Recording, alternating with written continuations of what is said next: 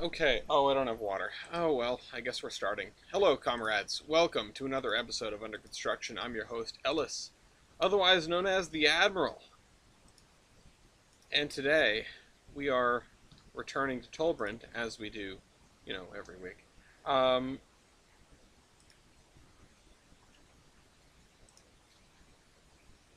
Let me address something first.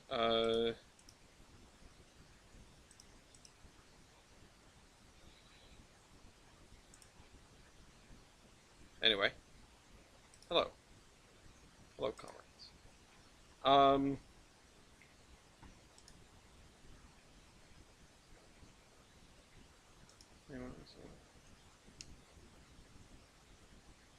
Somewhere news incorrectly. Sorry, a couple of things just popped in right when I got started. I didn't expect that. But it's okay. They're not urgent. I am going to get the route booted up because this is something that I just sort of I I sort of got everything established the moment before I hit record. As soon as I hit start streaming, as soon as I could hit start streaming, I did. Um, and this is why we've got the little vamp period at the beginning. Um, While that's loading up, of course, we have to not play Tetris. Okay.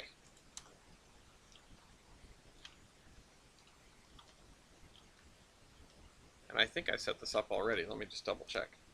Yes. Okay, cool. That one's down in the right spot.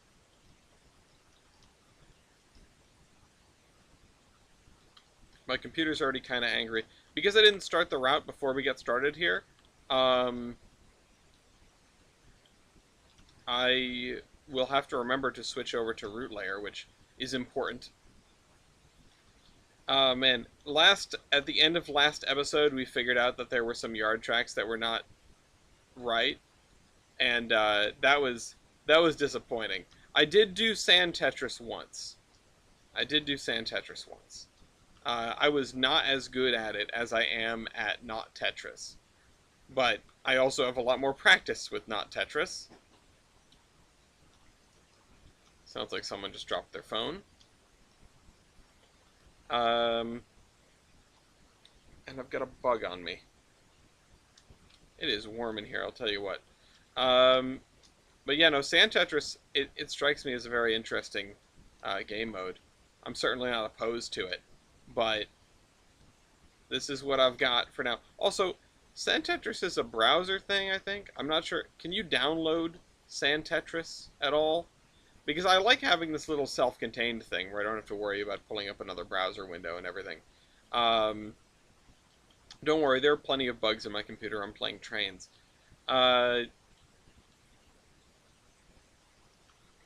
Also, this'll, I know cookies being what they are, that's not too bad, but this, it keeps track of my high scores.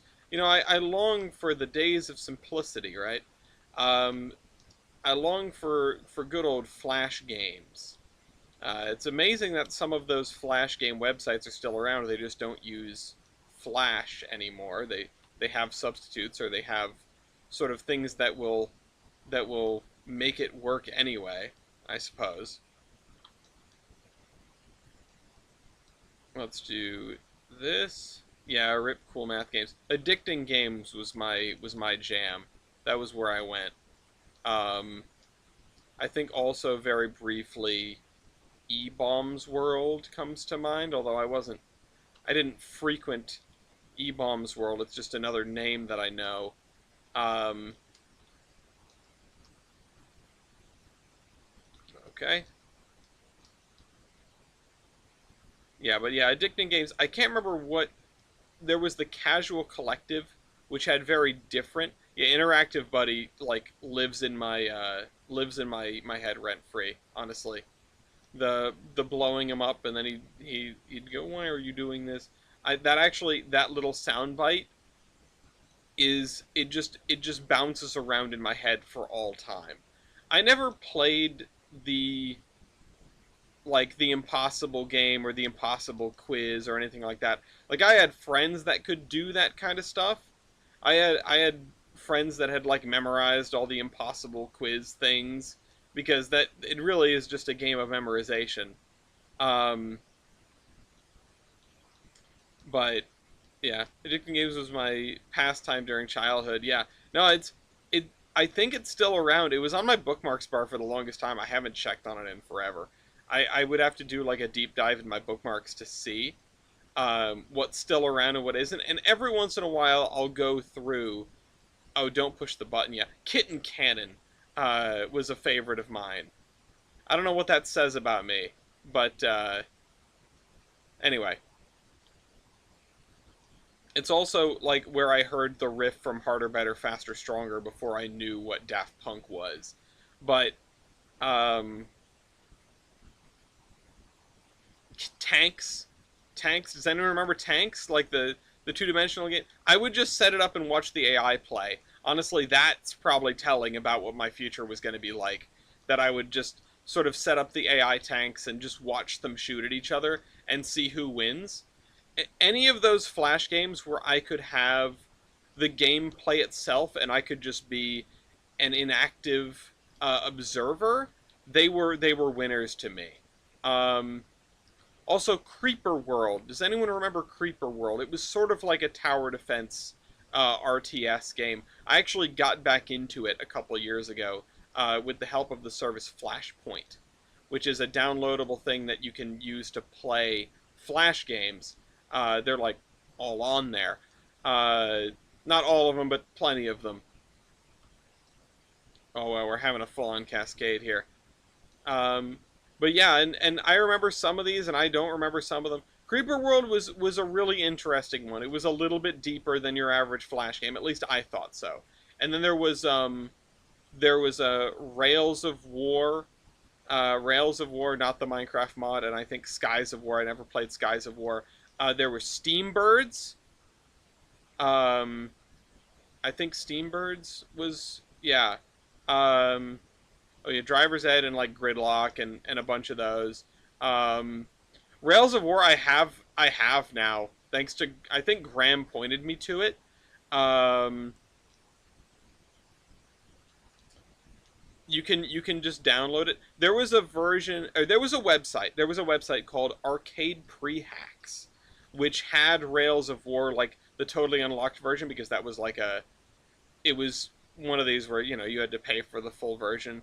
And being a kid, I was just like, well, I don't have money for that. And then I found Arcade Rehacks, which mostly just had games.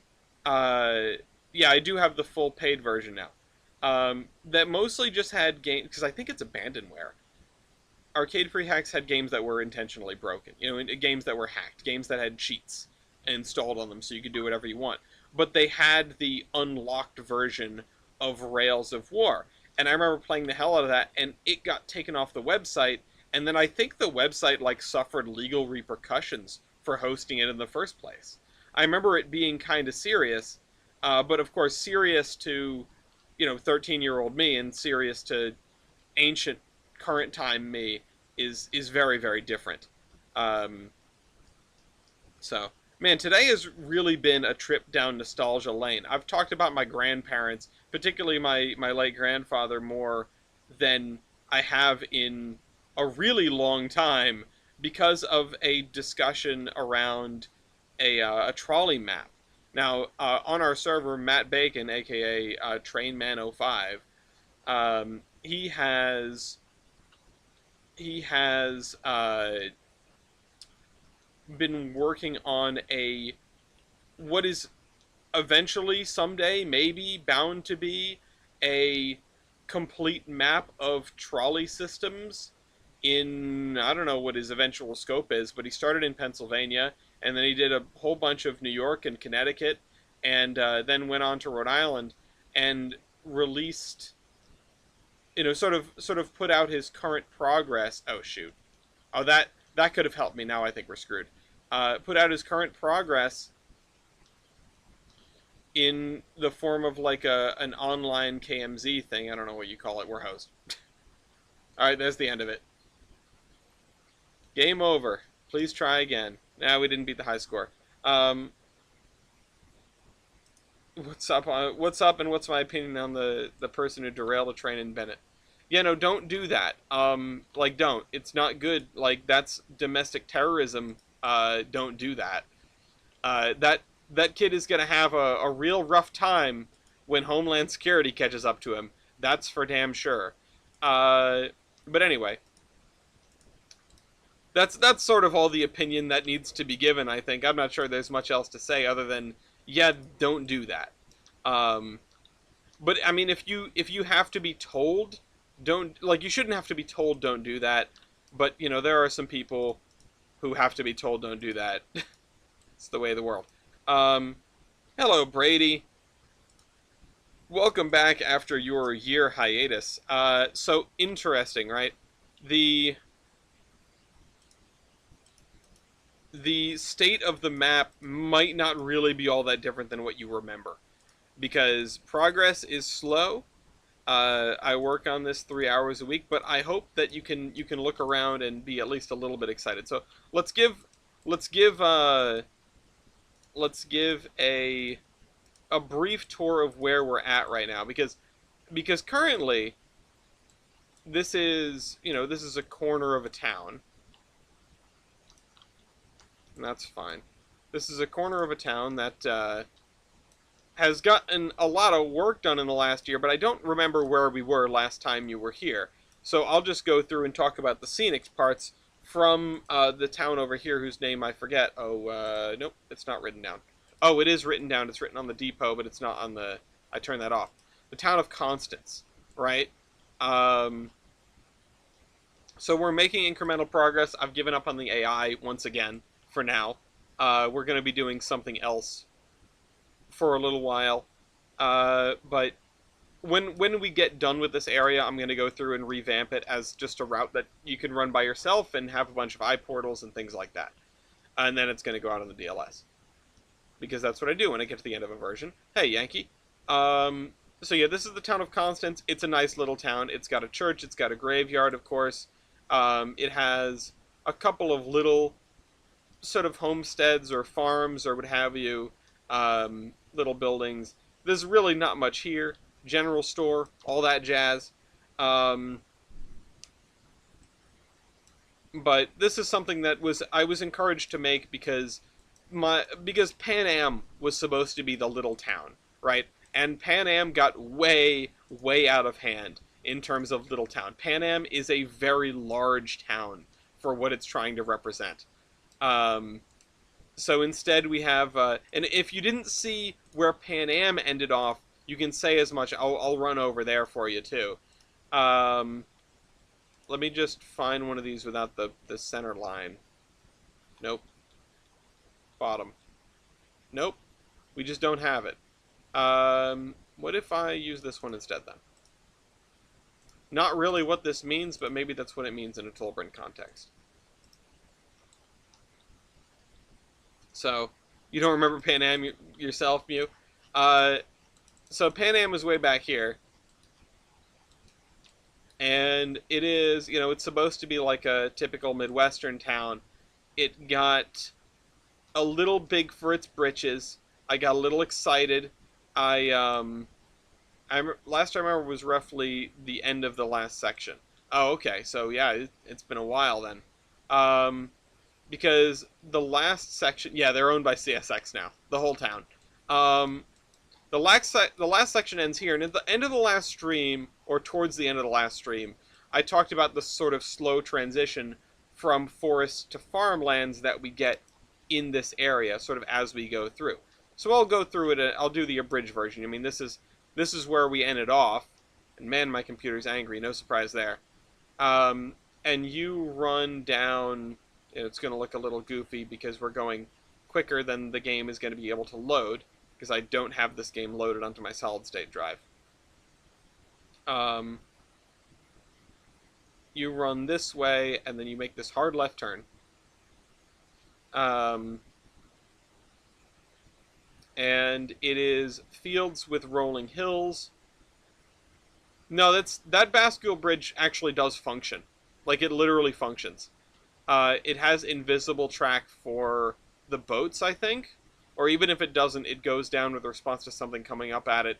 And Personally, waiting on more VMR stuff, more interesting. Yeah, no, I don't blame you. I'll get to that after this, I think. Um, I'll go over next current plans in a second. Uh, no, the Bascule Bridge is a functional bridge. Like it actually works. It's tied into the interlocking tower. So if any train gets a path through the interlocking, that it'll command that bridge to go down. The the whole like bottom bed plate of the bridge is one big piece that the Bascule part just lifts. It's interesting, and I believe it has a prototype.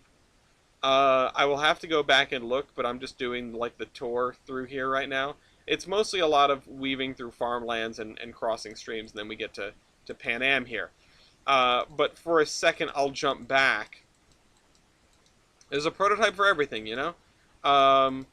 For a second, I'll jump back and look at this. Yeah, it's Port Clinton. Port Clinton Lift Bridge. I don't know where that is, but this whole thing does lift up.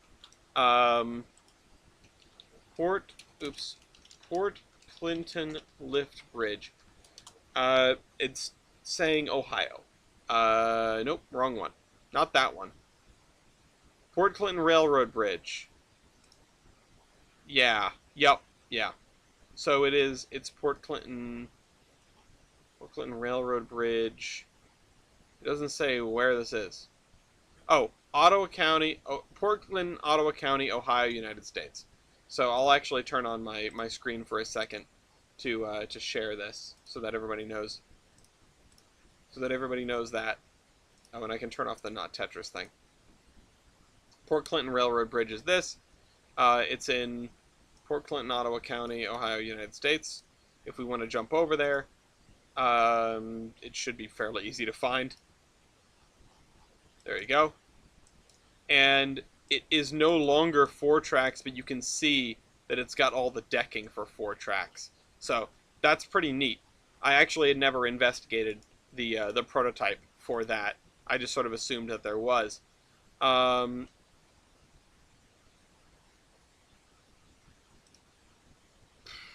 Okay, back to this. Orion, I appreciate you doing some digging. However, I don't want to give the domestic terrorist more publicity. Different Port Clinton. So yeah, it's Midwest Simulator, and that's good. I'm glad that it captures that because that's what I was going for. And then you get to the town of Pan Am, which I'm actually quite happy with. I think it's very pretty. It's just too darn big. It's got a couple of large buildings, 2 at one end of town and 1 at the other. It's got some like modern housing that has started to appear, and they've all got pools, and a waterworks, and a grain elevator, and what are some other like quintessential things? There's an orchard over here. There's a supermarket and a motel, warehouses. There's a little DOT yard here, which has abandoned track in it. Which honestly, I should probably remove the sidewalk for this, because I just get the feeling that the sidewalk would not still be there. Like, they wouldn't have put in the sidewalk. The sidewalk does not post-date the track being pulled. Well, no, if you can't see the track in the thing, then maybe I take that back. I'll leave that the way it was. Oops, undo. Place seems fairly reasonable for what it is. I appreciate that. I mean, I was trying to make something realistic. My goal was just something much smaller, and it ballooned. I'm very happy with it. I feel like there's a lot sort of around every corner. You've got Sears bungalows. You've got a bunch of other little, various types of houses. You've got people that are growing like vegetables and stuff. There's a couple of gardens like that. I did get pretty down to brass tacks with this, almost more than I did in Olive. Yankees settled on the Rapido D10. Nice. You've got a team track here. You've got actually another team track over here. Or 2 like basic goods tracks. This one was an afterthought in every every sort of measure of the world, I just went, oh, I should put a track over there too, and so I did. Um, and then you have a mill, which was a formerly water-powered mill, and this would have been where you would have had a head race and a tail race, and there your wheels would have been in there. Um, and yeah, so you've got a mill here. This is a kit bash of like 4 different buildings, which I've been getting much better at that. I like it a lot more. And this is also a kit bash of like 4 or 5 different splines. Um, Redid this interlocking recently, and Orion, you were spot on with what you just said. With the next town should be a flag stop, because that's the next thing that I did. I came down here, I straightened out along the cardinal direction, and I built for quite a ways to match with what I had in the original draft plan, and then I built what was a flag stop, basically. The Gilson Eastern Railroad basically doesn't have flag stops anymore. Certainly not on its main line. It's too much of a hassle for them. But the Volga Mountains absolutely will. And then you get into here, where you have this was originally the shop complex for the Jefferson and Gilson, which became the Gilson Eastern after a merger. You've got like an actual hedge maze here. Like, it looks terrible with all the spline points on. It might look better in Surveyor 2. I built a hedge maze. I don't really know what compelled me to do this, but, I'd been watching a lot of Marcel Voss Roller Coaster Tycoon videos, so I was like, oh, I can build a hedge maze. You've also got a racetrack over here across the road, which, love that, and a hospital of some description. Whether this is a mental hospital or just a regular hospital, you can leave that to your imagination, but it does have a gatehouse, and a fenced-in area. So, this is going to be a large burial ground. But this gets into the twin towns of Bellington and South Bellington, which were largely built by the railroads, but had a presence before the railroad as a place that most of the grain passed through. Now, I'm realizing I'm actually missing something in here, which, let me grab no, not that kind of buffer. This kind of buffer. He's bumper black. Yeah, there we go. Granville's 2.0. Yes. Some of this area was stylized off of East Deerfield. This in particular took inspiration from East Deerfield Yard on the former Pan Am, former Boston and Maine, now CSX line. Actually, no, now Berkshire and Eastern, right? Oh yeah, I did start like figuring out a hypothetical roster that might be running out of this roundhouse. You've got a couple of switchers, some smaller stuff. I believe there's like a couple of 10-wheelers in here, consolidation, a few Mikados, and then 1 mountain type and 1 Pacific. This is the old locomotive that I was tempted to put on display here, but I don't really like doing display tracks. And their 1 diesel locomotive, the GM&O Boatmobile. I love that thing. And then the remains of another locomotive. Yeah, so this is a yard that I spent a lot of time thinking about. This is the original freight yard of the Jefferson and Gilson, or what survives of it. You have some freight stuff down here. There's going to be a food distributor over there. You've got an oil distributor over here. Another grain elevator, of which there are 4 in this town. This is still all DLS content. DLS and some of the Trainz, I hesitate to say payware, but payware. The like internal Trainz stuff, because I can no longer tell them apart. Since I got Trainz Plus to do the MPS stuff, it's just all in the same list, and I don't know what's what. So there may be some content in here which there was content in previous versions that was from other routes. Like there was Avery Drexel content, because I had that in 2012, and then when I went to 2019, I had to figure out what all that was and replace it because it was missing. Um, so that's probably going to happen again at some point. But it is all content that you could theoretically, I think there may be one or two things that I missed, but you could theoretically run a regular Trainz multiplayer session on this as long as everyone has the DLC that I've used, and a functioning DLS connection and username and everything. Like it should all be like there's no third party content. I can say that there is no third party content. It's all either like N3V's content or DLS content, which is sort of how it was. But I just have to put that clarifier on it because I got burned by it in the past when I moved to 2019 and I was missing a bunch of stuff. You have a power plant, a regional power plant here. So the original Gilson and Eastern, and I'm not going to pull up the map just yet, but I will do that in a minute. The original Gilson and Eastern used to run out over the fields that are in that direction, and this was their main line. You cross what is now a state highway, and you curve this way, and you run through the middle of town. This town is something that I've been putting a lot of work into. This is the town of South Bellington. It is the more materially rich but less wealthy town.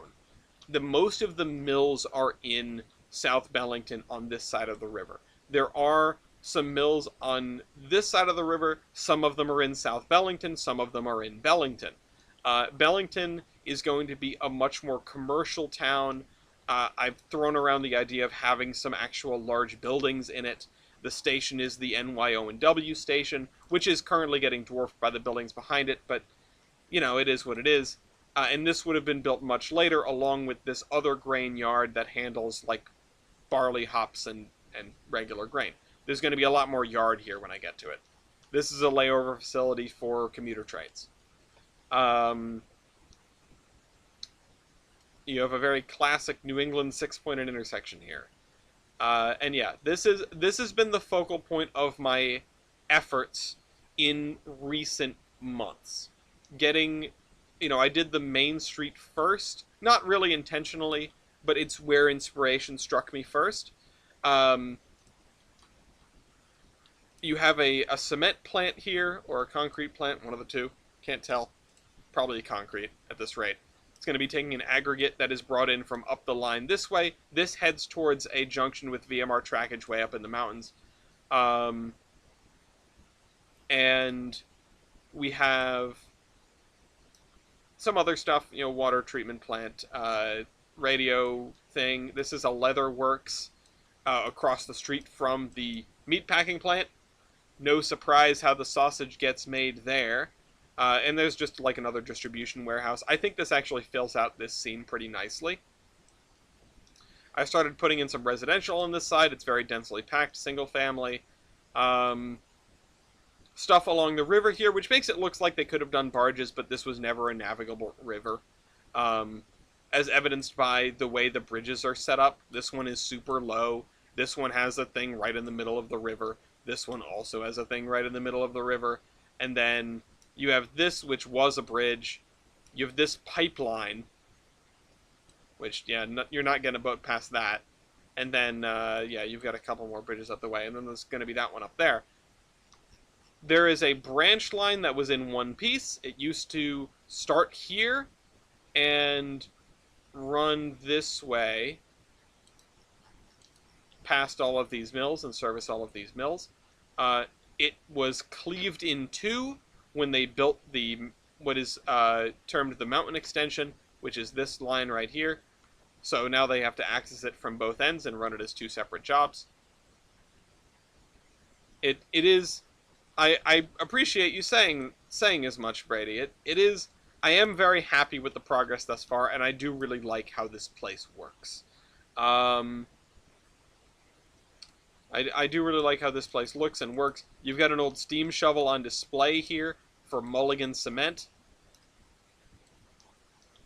You've got some tracks that are really grassed over. These are going to be storage tracks for aggregate cars that bring stuff to the mill here. Now, the thing that's really annoying that it didn't occur to me until later, and I might actually fix this. I might add an unloader up here.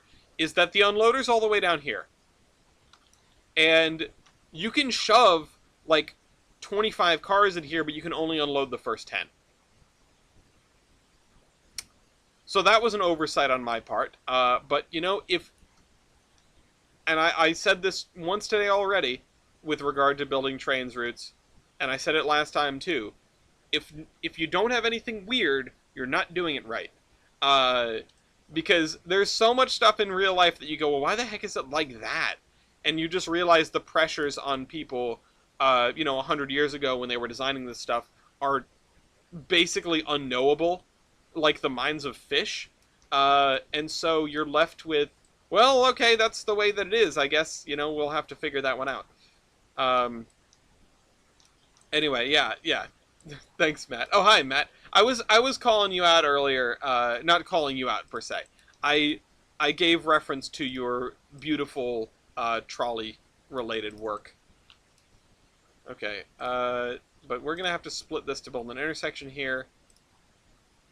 And doing the intersections and doing the houses are some of my least favorite things to do.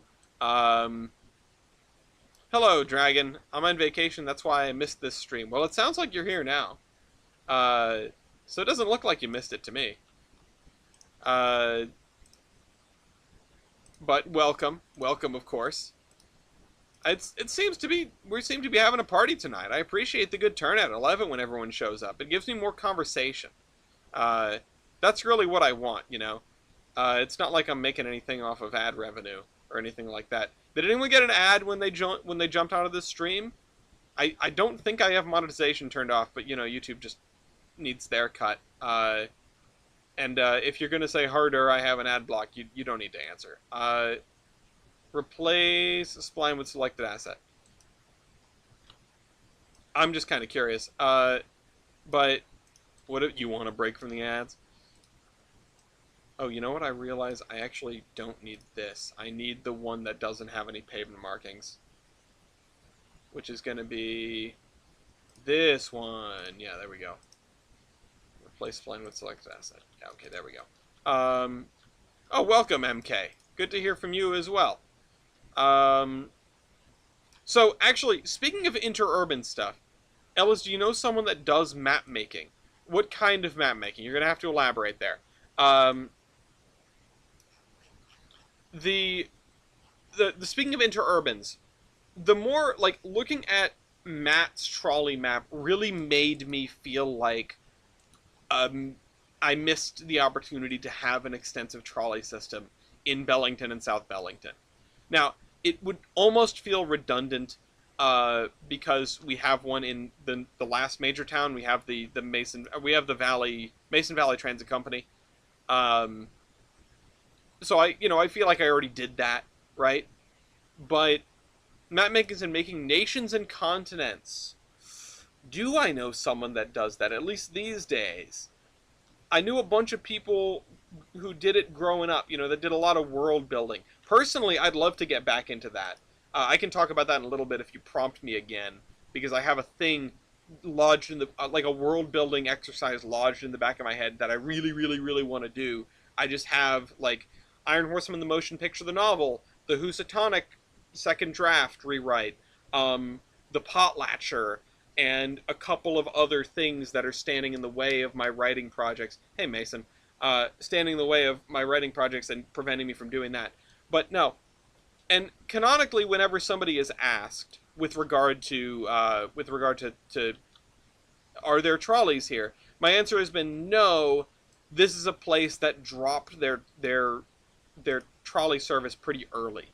That dug up the railroads, dug the rails out of the street relatively early compared to maybe some of their peers. And I feel like that's a missed opportunity because trolleys are super cool. Especially after, like, Matt dropping his the hottest album of 2024. No, the Matt dropping his streetcar map and me visiting the Seashore Trolley Museum within a week of one another is awesome. Like for my trolley want, and it makes me want to start throwing down rails here in Mason, or sorry, here in the Twin Cities, if you will grant me that.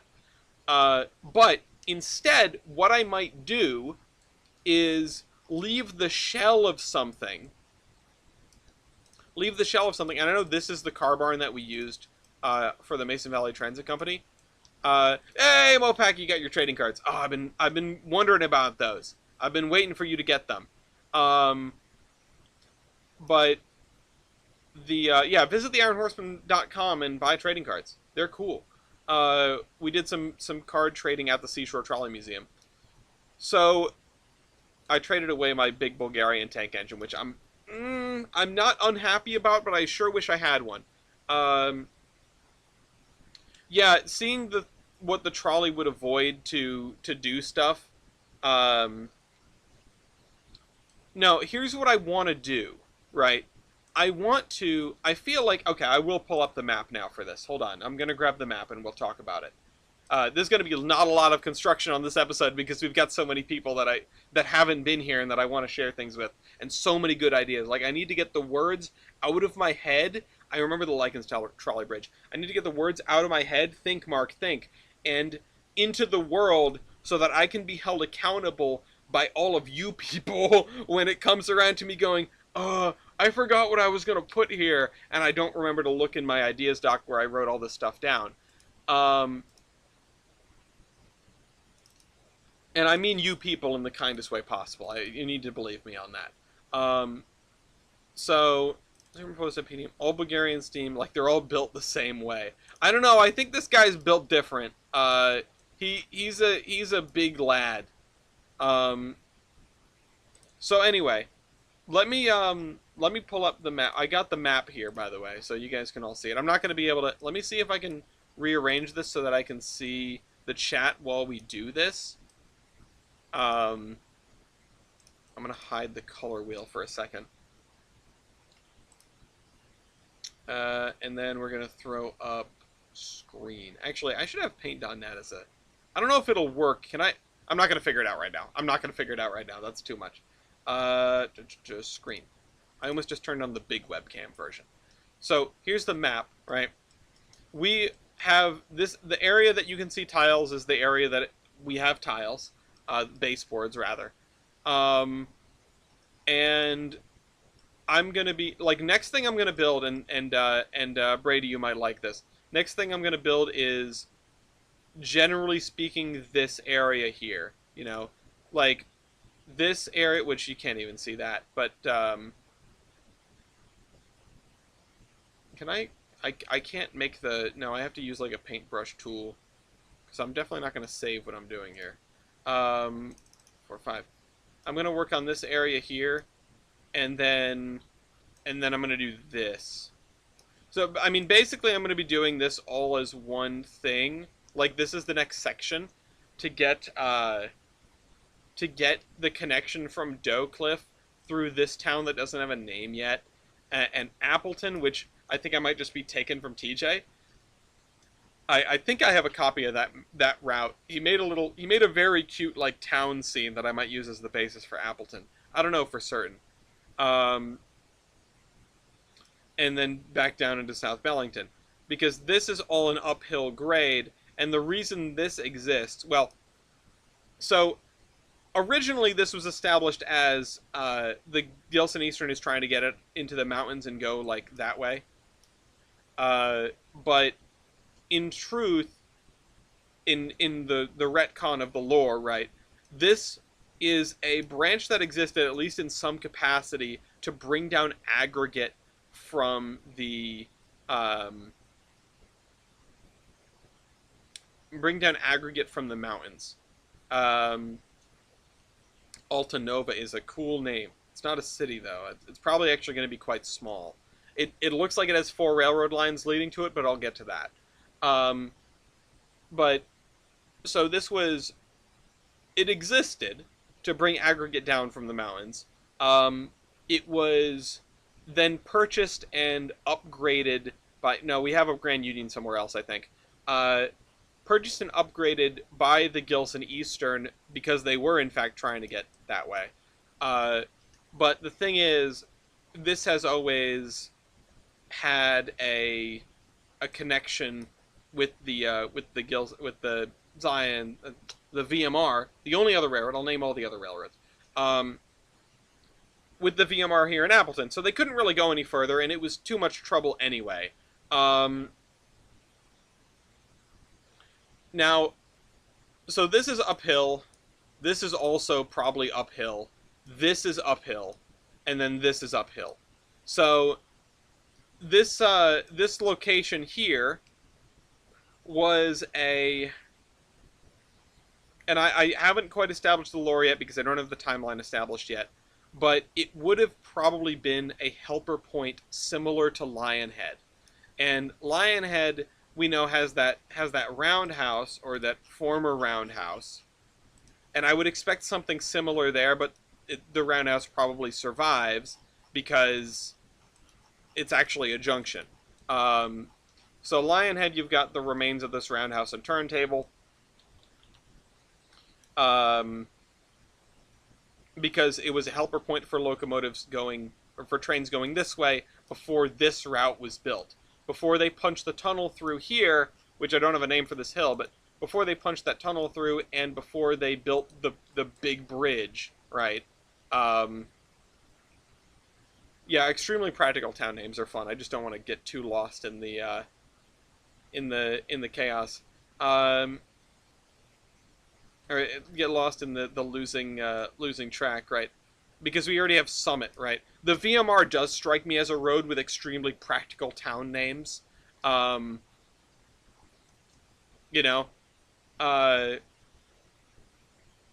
but trains used to go this way.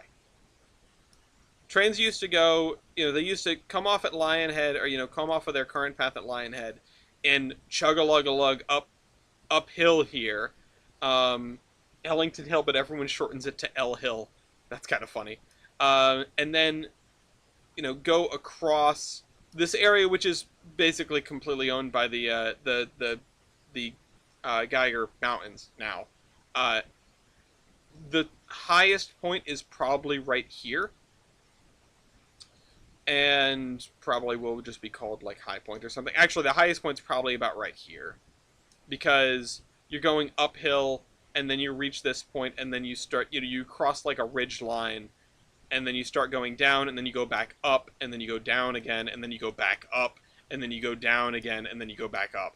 And that's got to be awful, and it's no surprise to me why they abandoned it.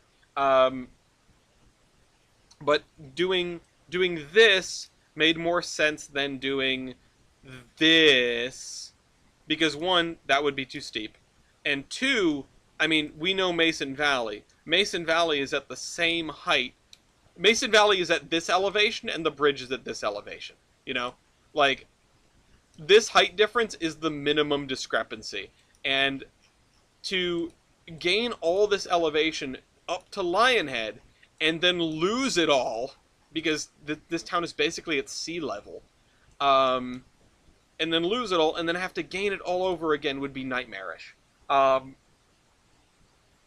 Like, I already expect that this is going to be... No, this actually isn't going to be much of a struggle, because this is canal. This is along a canal, and this is also along a canal. And Bursington, we're probably going to have a pretty serious set of locks to get it up to the height of the route to fail.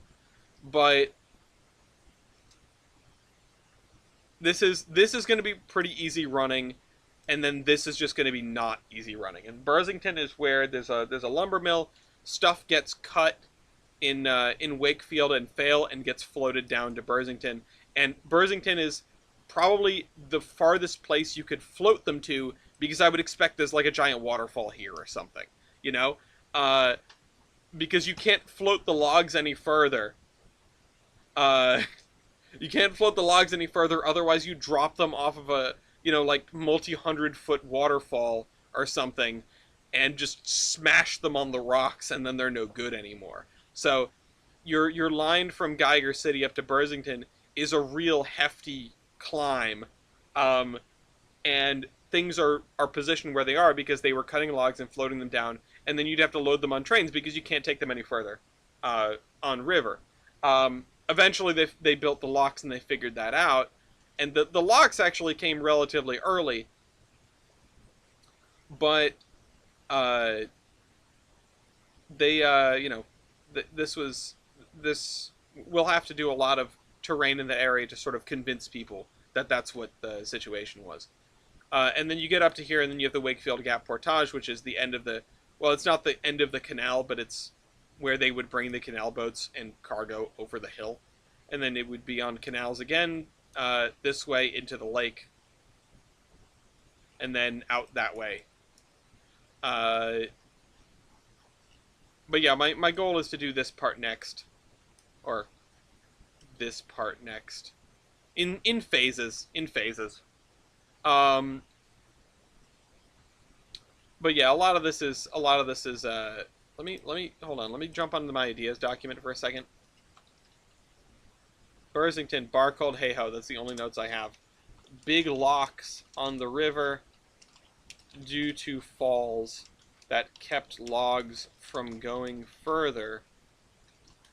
Line up to Bursington is a steep climb. Thankfully, there are only empty trains going up here. Yeah, there's if I remember right, I put in two of them, but I don't know where the other one is. Oh, this one.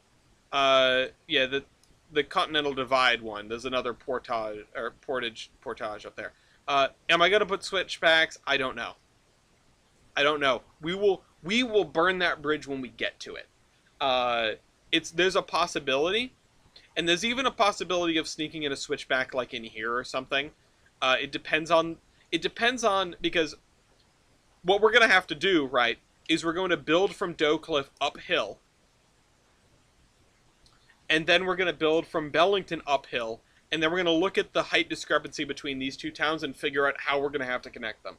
If that means we are putting in a switchback, then by all means, and I think the lore here is that this whole line, or at least most of it, was probably one thing that served the cement plant there. And when the Gilson Eastern bought it, they figured they could run as far as Appleton easily enough. And this other crap they didn't need, so they sold it to the VMR. Uh, you know, um, kill the bridge with another bridge. Yes.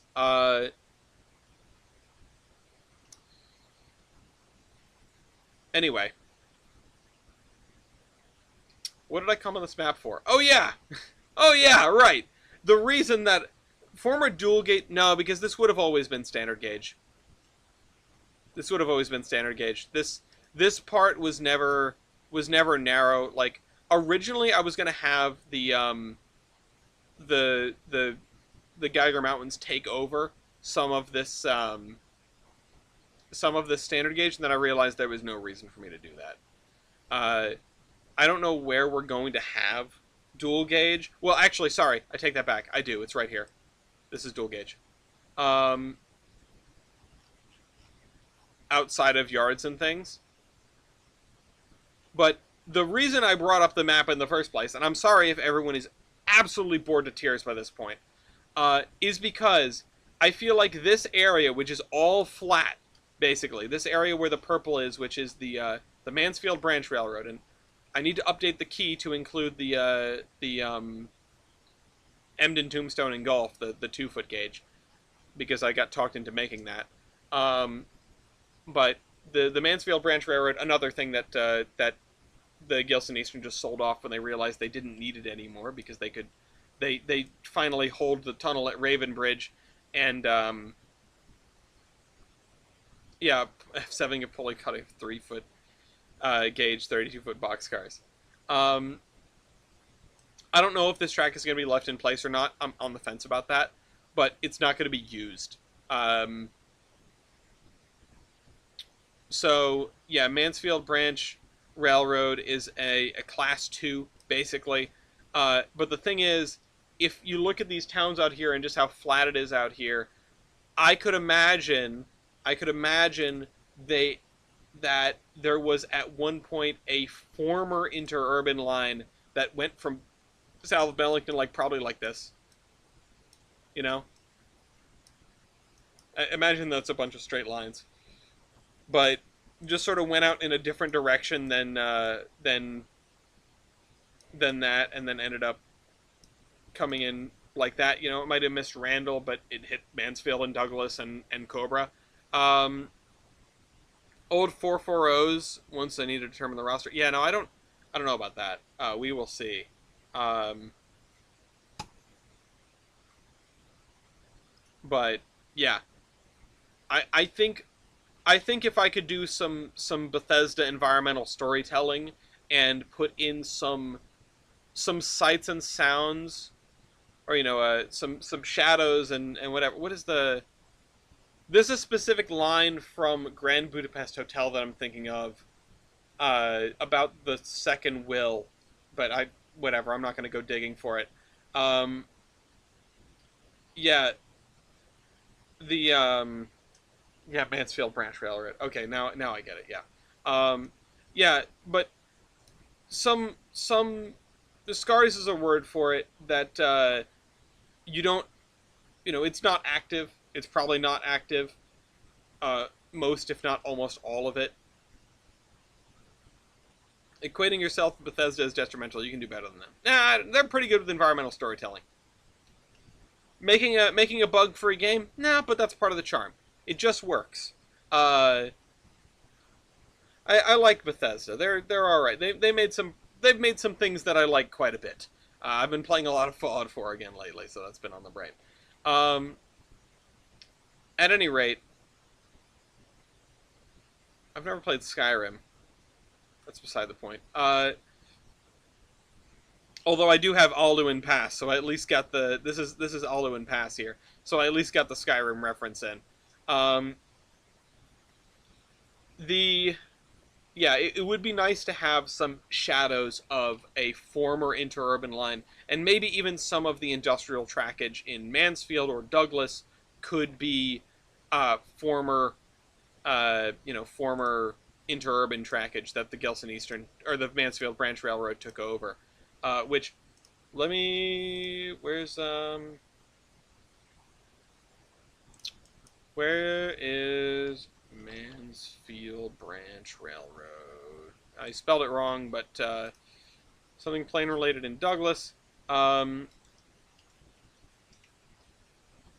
Loosely parallels an abandoned electric interurban line.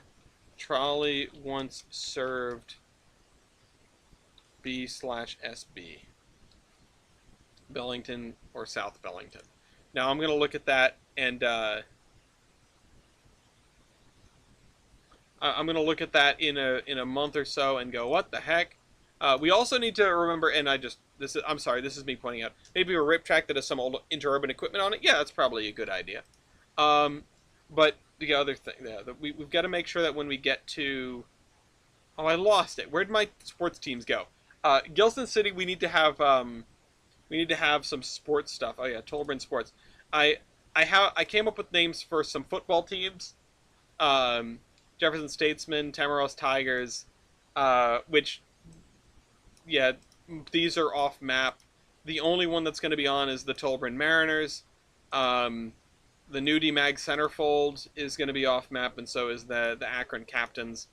But I could come up with more. It's just how many major sports teams are going to have in an area.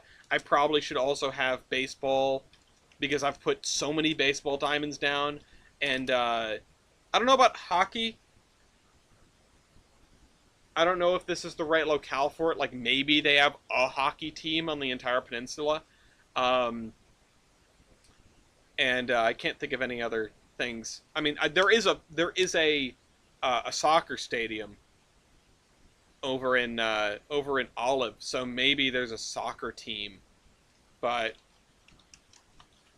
sure. Not sure if we have this. And then I'm going to say soccer. Not sure if we have this. Um, but Ohio Montpelier, Ohio sports team is the Locomotives. Um, yeah, that's a good one. There's the Yard Goats in Hartford. Um, Remains of the eastern terminus of the Iron Horse and Railway in Douglas. Yes. Um, Gilson International Raceway. Oh yeah, having like an actual track in Gilson City would be good. I mean we had the one on MPS which was what was it? Oh, it was called Gaytona. Um, let's see. Hold on. Where's Gilson City? Uh, Industry ideas, and then oh yeah, horse track slash dog track or racetrack stadiums for sports teams. Okay, I made a note of that already. And I do want to cover while we're here, yeah, the Gilson 500 or the Tolbrin 500. Um, Matt, I'm glad I got someone with that because I'm way too proud of that. I am way too proud of of the new DMAG centerfold. Um, I think I think that town is named because I wanted to make that joke. I don't know if I can't remember if I named the town or the team first. I can't remember if I thought I really want a team called the Centerfold. Uh, but yeah, not to lay too much on it. But so there are four, if you measure it, Union stations in Geiger. Um, the J Gill Stadium. I'm not getting that one. The J Gill Stadium or Gels? Uh, the Jiggles. Is it supposed to be Jiggles? Uh, yeah. Okay, I'm guessing that's it. I'm guessing it's Jiggles. Um, oh oh okay, band that wrote Centerfold. Okay, yeah, that makes sense. I is that are they a one hit wonder? Did they have any other songs? There's probably a reason I don't know the name of that band. Um, did they write any other songs that were hits? But no. So Gilson City, right? Are there countries in Tolbrand? As far as I'm concerned, everything's in one country. It would be interesting to put uh, it'd be interesting to put like a national border up here and have the Tamaros Vale and Anaconda be in a different country than the Tolbrand Peninsula. It would be an interesting way to do it. It would also explain why there are no through trains, right? Honestly, oh, did you say county? Oh, you said county. You said county. I read it as country. Um, County. I haven't thought about that. The answer is probably yes. Um, and I would probably divvy them up based on the way that I did freight, like broke up the freight logistics network in my spreadsheets because that would make the most sense. Which would mean that you've got like Olive County that's over here, and then Bellington County that's like this whole area, and then whatever Summit County over here, and then this over here, and then this like there. Like there's your counties. Also, this is yeah struggling. Orion, don't get me started. Don't get me started because that factors into the world building project I was talking about. I'm not even kidding. Um, so uh, but yeah, this is for the record how you tell where a hurricane is going. Sorry, I saw a reference to that the other day. I had to come back to it. It's too funny. Um, the the thing with this is, so there are some electrified lines here. Most of the yellow is electrified, but not all of it. Um, some of the red up to Tombstone, I think, is electrified, if I remember right. And then Yeah, because or at least a like the Zion and Skyline has some electrified system, just not their whole system. Especially because this area is going to be a lot of suburbs. Um, Also, I realize I'm drawing underneath the water. Uh, um,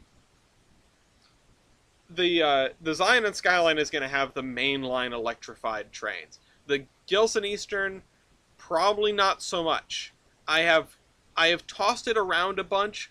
I think the Gilson and Eastern is going to be the um, I think the Gilson, like originally, the Gilson and Eastern was going to have electrified trackage as you get into Gilson City. Now I'm thinking that the electrified railroad is going to be the New Shoreham, or not the New Shoreham, the New Shoreham Tramway is electrified. The electrified railroad is going to be the Zion and Skyline, which is in red. And like I did plan for the Gilson Eastern to have some electrified stuff, but I think on the whole, because of the breadth of their system, the fact that basically none of it is, uh, there's so much of it outside of the scope of what would be electrified. There's really no, there would have been no purpose for them to electrify, um, especially if Gilson Terminal is like a Grand Central where they've got a lot of it underground. Um, ZNS would probably be like GN and NP electrification, I think, or some pure NYC influence. So I'm actually not super familiar with the GN and Northern Pacific's electrification schemes. It would be sort of like, so the closest analog to the Zion and Skyline is the Norfolk and Western, but it would be like the Norfolk and Western crossed with the New Haven or crossed with the Pennsylvania, but on a smaller scale. It is there is a large section of yeah. So no, not the GNNP Milwaukee sort of scheme where they have electrified districts out in no man's land. Uh, they do have an electrified district. It's right here. From Skyline to Macon, under Alduin Pass, you have a long tunnel with poor ventilation. That is electrified. Um, in fact, some time ago, with the help of some very helpful viewers, I worked out how to successfully have a train pull up to a place, add a helper to the front of it, run it a distance, have the helper come off, and then have that locomotive continue, have that train continue. I figured out a way to get that to work with the Hoosick Tunnel move. It's not super duper rare, but I wanted to emulate that on this railroad, or on this map somewhere.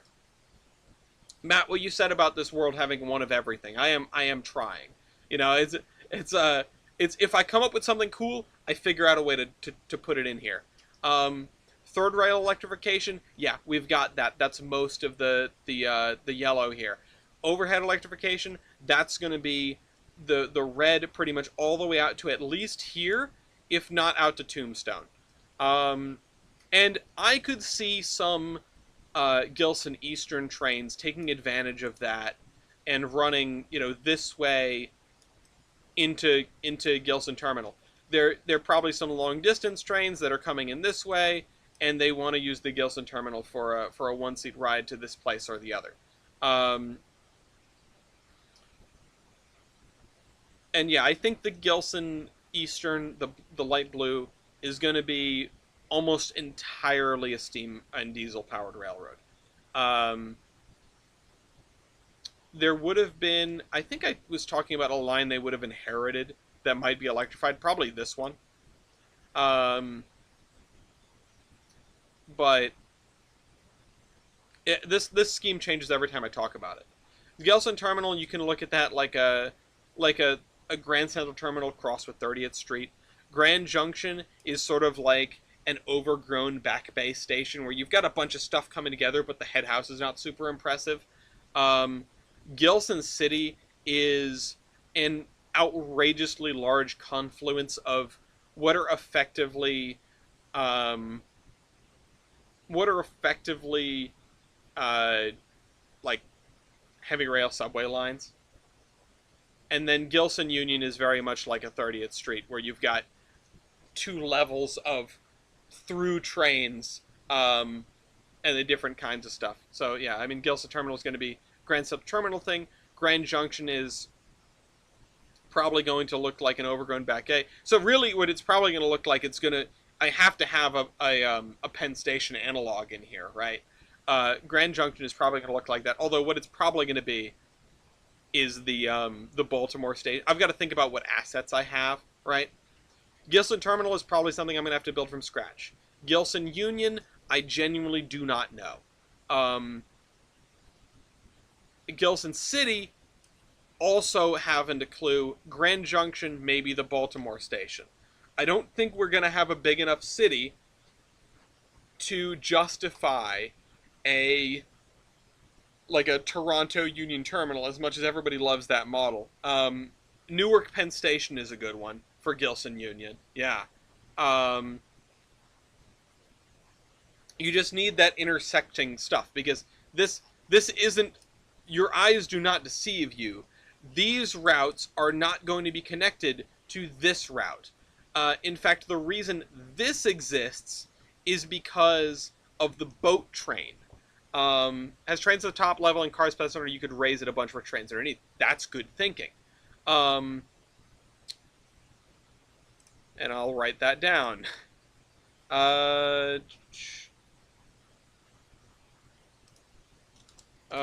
Multiple major stations. Multiple major stations. Why would I capitalize that? So this is, we got Gilson Terminal, Gilson Union, Grand Union, or Grand Junction rather, Junction, and Gilson City.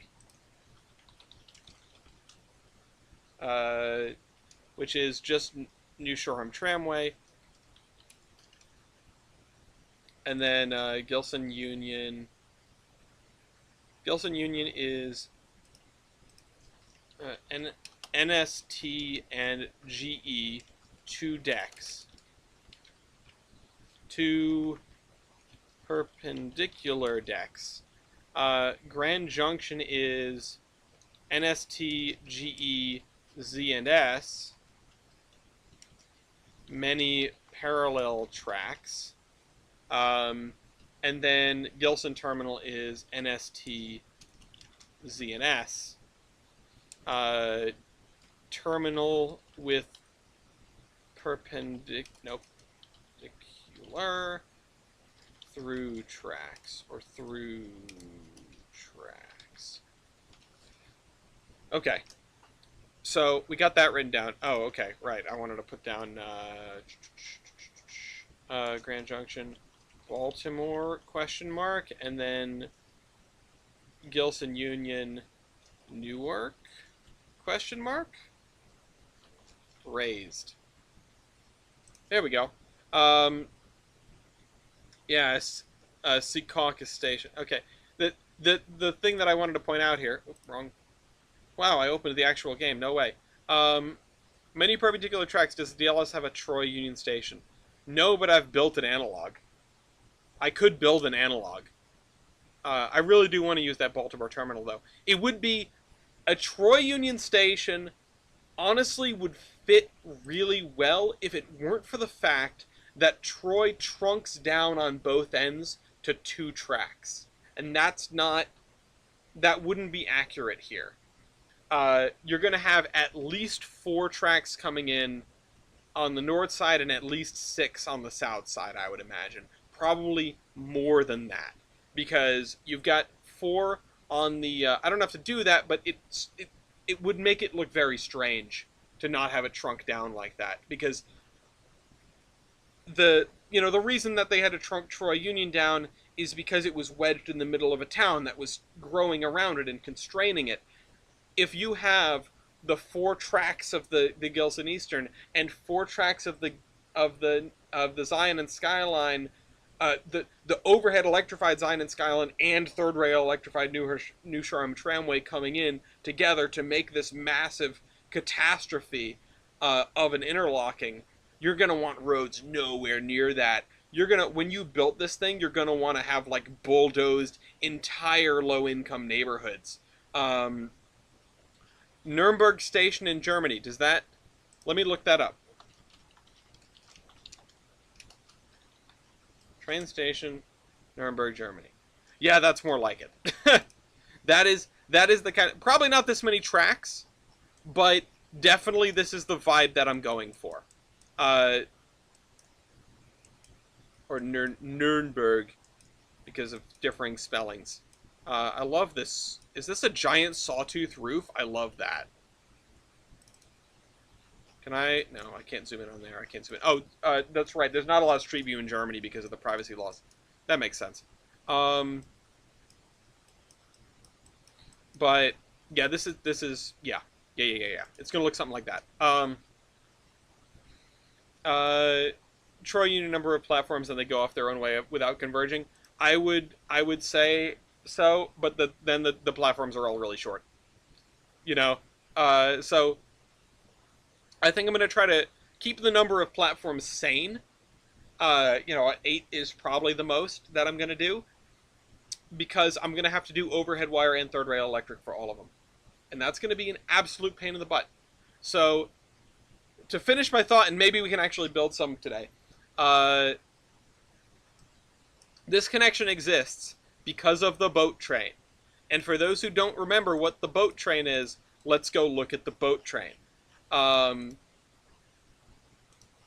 So I have all these trains staged over here, which I don't even know if I'm going to keep them once I sort of transition to an iPortal route or whatever. But the boat train is this one.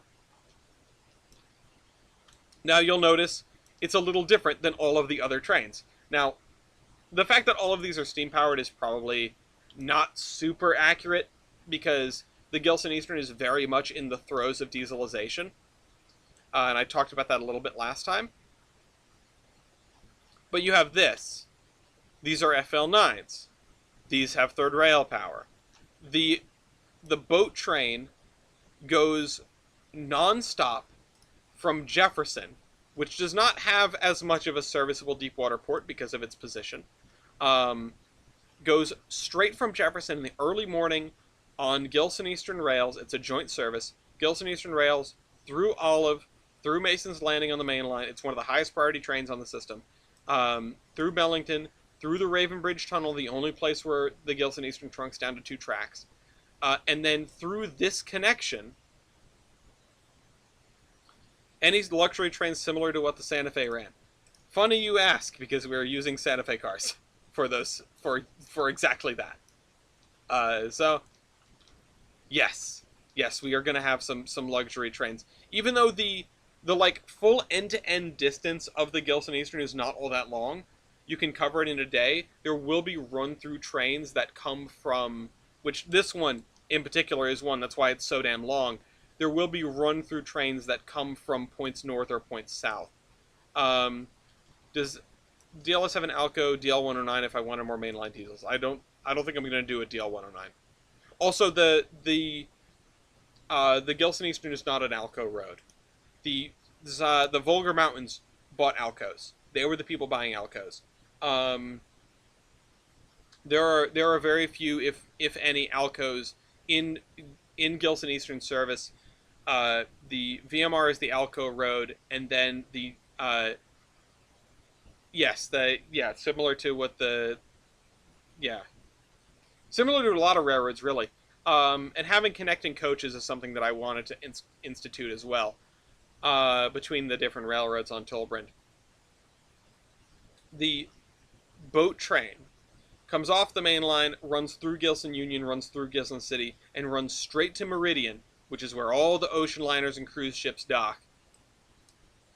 And, offloads all of its passengers. It is a one-trick pony. They run 3 sets of it, and I even did the calculation because the Gilson Eastern Railroad has exactly 10 FL9s.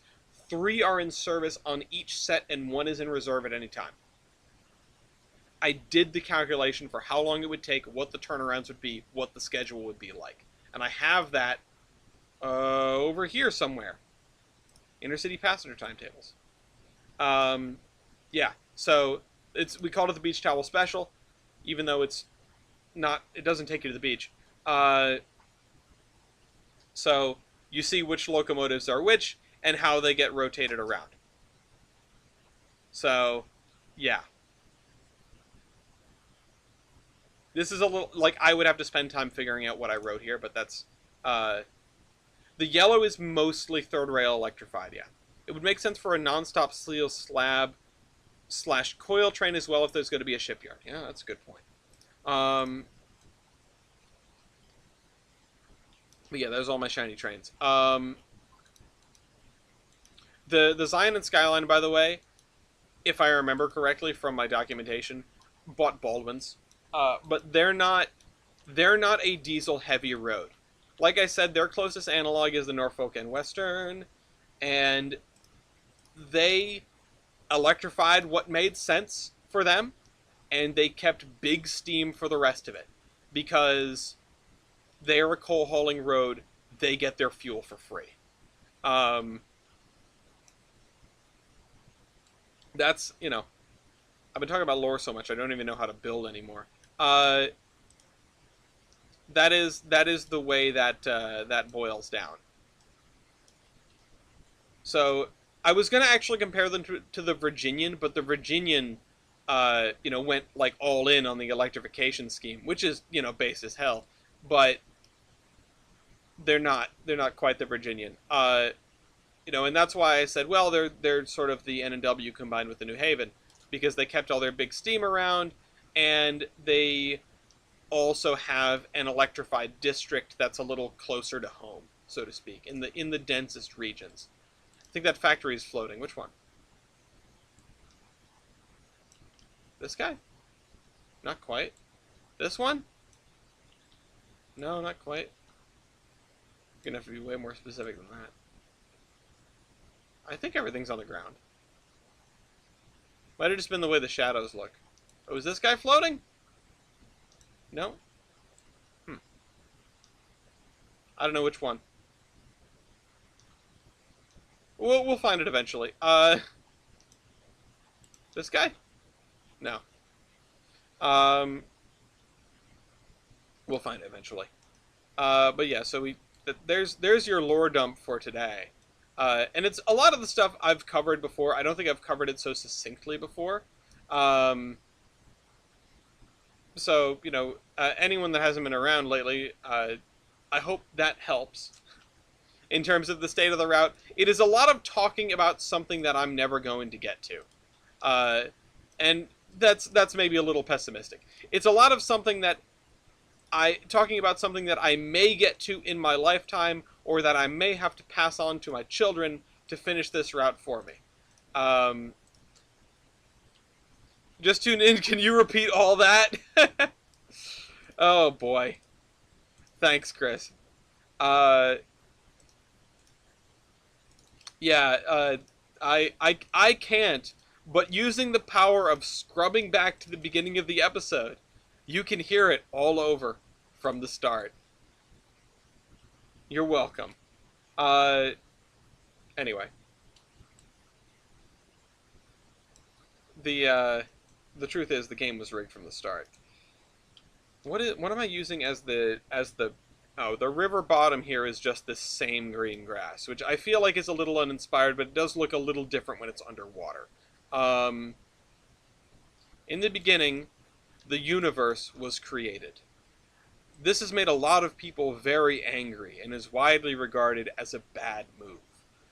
Um,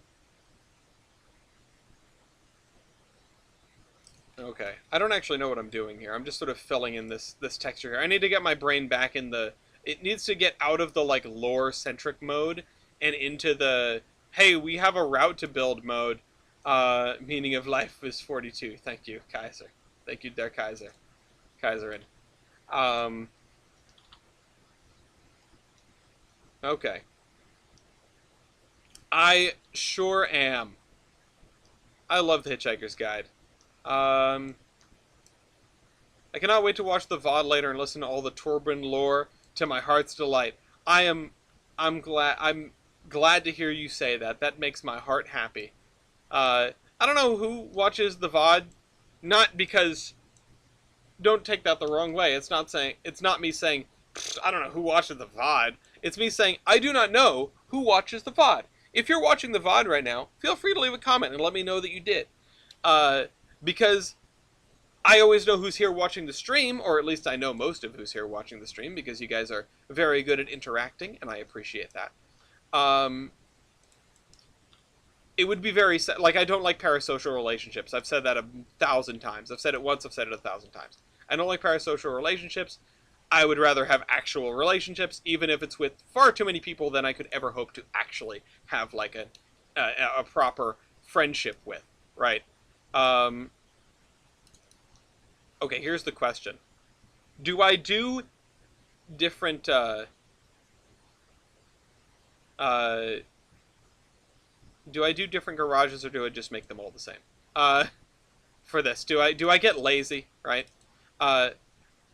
See, when I write when I see hi everyone, I think of the Uno amalgam, which, if you don't know what that is, when you're done watching the VOD, go watch the Uno amalgam. You know how Uno has a lot of different versions? There's a crazy person out there who I respect with every fiber of my being, who is combining every single version of Uno that has ever existed into one gigantic version of Uno. It has, in theory, over 1,000 cards at this point, if I remember correctly. And goddamn, am I gonna buy that for Gloria. Gloria likes Uno. And we don't ever get to, like, I bought them Uno No Mercy, and we never get to play it because, one, it's boring with two people, and two, all of Gloria's friends are wimps who can't take getting knocked out by being forced to draw 30 cards at once. So, that's on them. They, sucks to be them, right? But we don't get to play the game.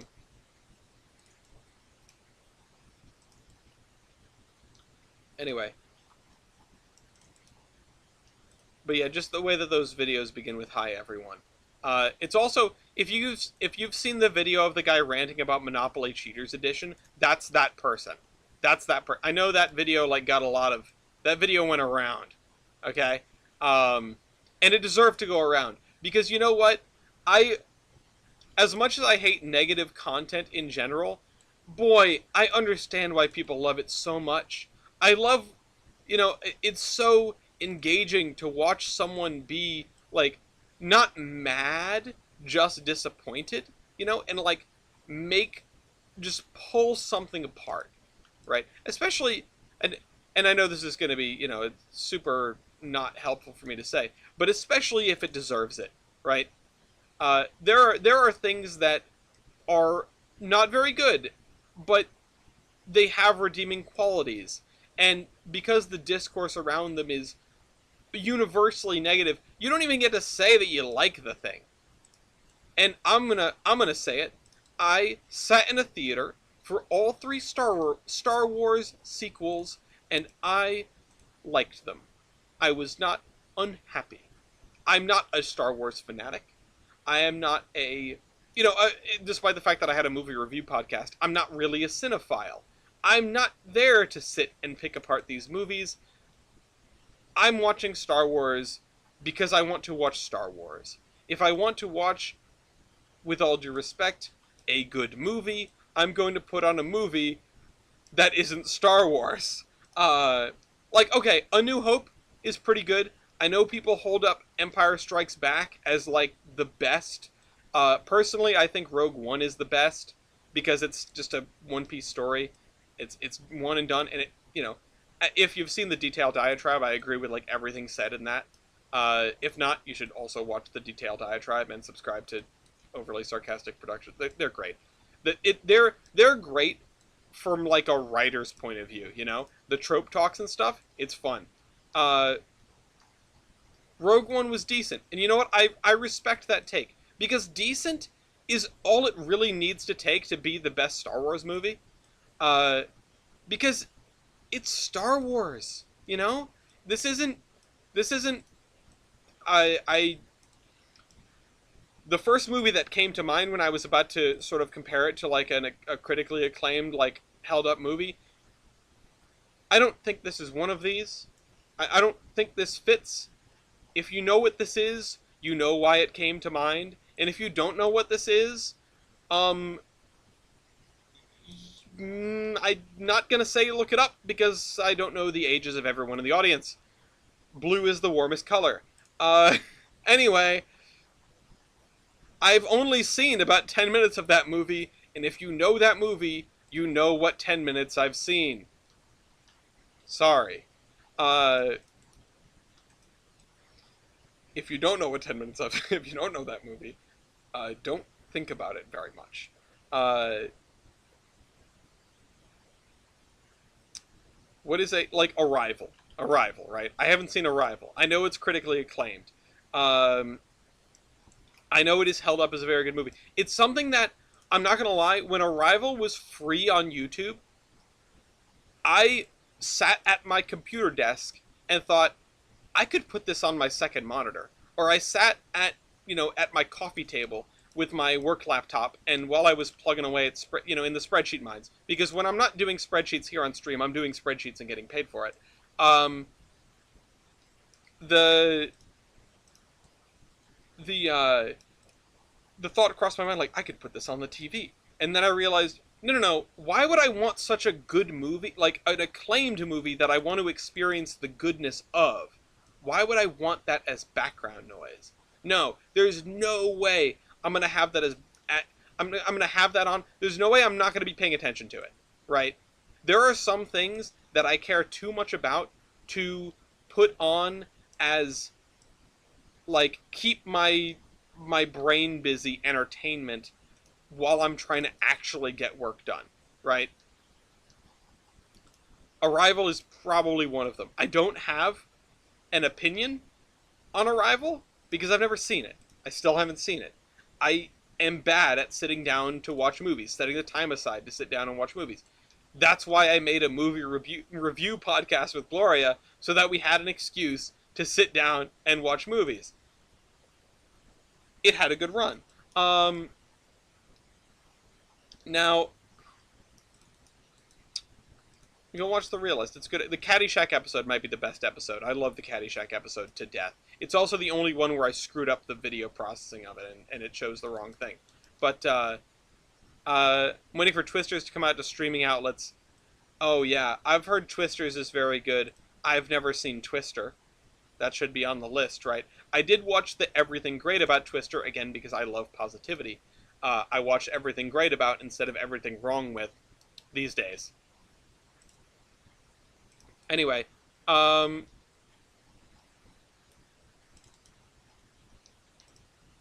I, yeah. My point is when something is actually bad, like there are redeeming parts. There's a reason that the prequels, the sequels, still get a conversation, right? Still get a heated conversation, and it's not all ridiculousness. Sometimes a movie is only bad because some people don't like it for one thing or another. No, like there's a reason that those movies get maligned. I think they maybe get maligned a little too much. I think maybe people enjoy maligning them a little too much. Um, because some people just really get a rise out of the idea that the thing they had as a kid will never be like nothing will ever come close to the thing they had as a kid, right? Oh, your dad is in the credits for that, Pat? For what? Uh, that's really cool. Uh, the heck you mean the sequels are bad? It's the friggin' Clone Wars. Anyway, no, but no. What I'm saying is, those movies have redeeming qualities.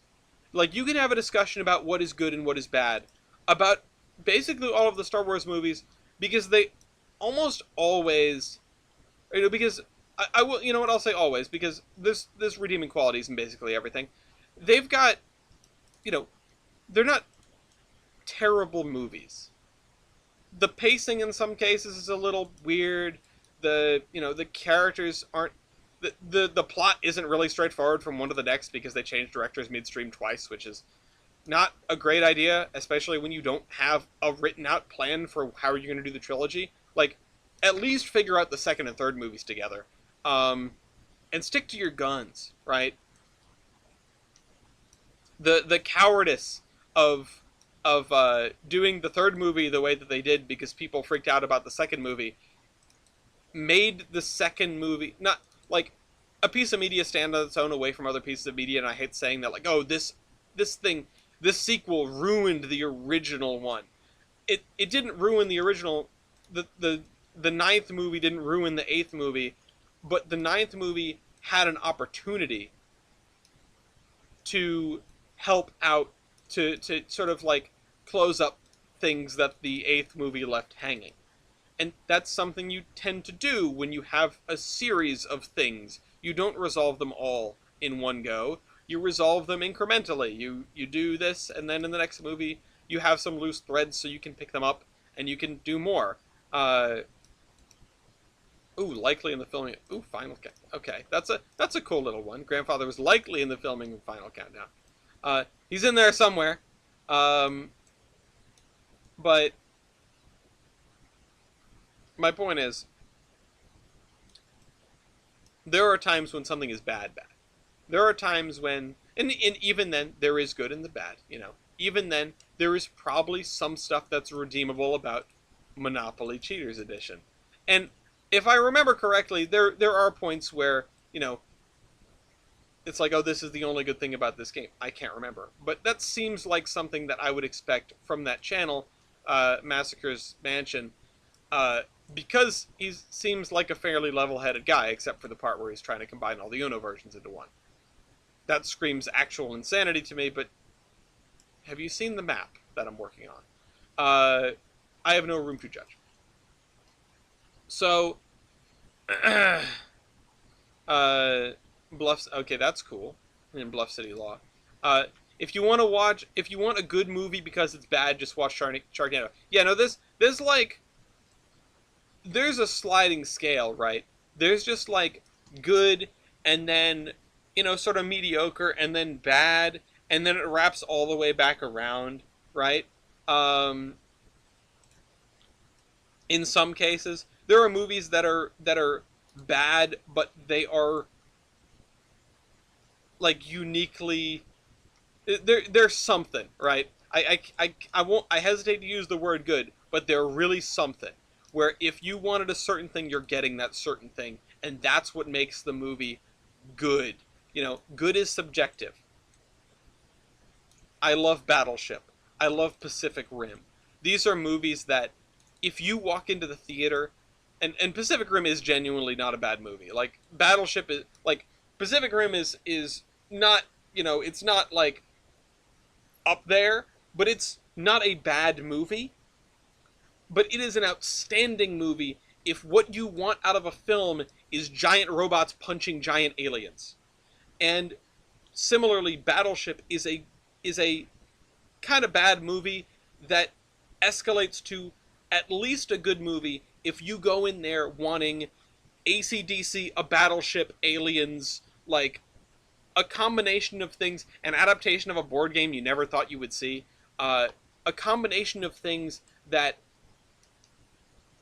you might have thought. You may find yourself wondering, this is not my beautiful wife. You may find yourself thinking, I would love to see a U.S. Navy battleship shooting at aliens. And a normal person, or at least a normal filmmaker, would say, what? Well, how could you possibly accomplish that? Okay, I guess you could set an alien invasion during the Second World War. That would be really interesting, right? Like, there was an episode of Doctor Who about the Daleks being on the side of the British in World War II, and it being a whole thing.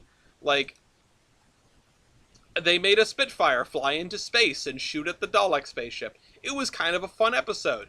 Um, and fun sometimes is really all you need. Uh, uh, but this is you go and so your hypothetical writer starts saying like, okay, I feel like there's a way to work aliens into a movie where battleships would be contemporaneous, right? Where they would fit into the grand like world schema. And you say, no, no, no, but I want it to be modern day. And your writer goes, oh, okay, well that's a little more difficult because we don't have active battleships anymore. Like, you sure you can't settle for the 80s? The 80s is fun. We can do a period piece in the 80s. And you say, no, it's got to be modern day. Um, and also, I want to do it in the style of the board game Battleship. And your writer leaves the room. But the fact that they managed to turn that around into a movie that has beats that are, you know, that are like well put together, right? It's a terrible premise. It is a ridiculous premise.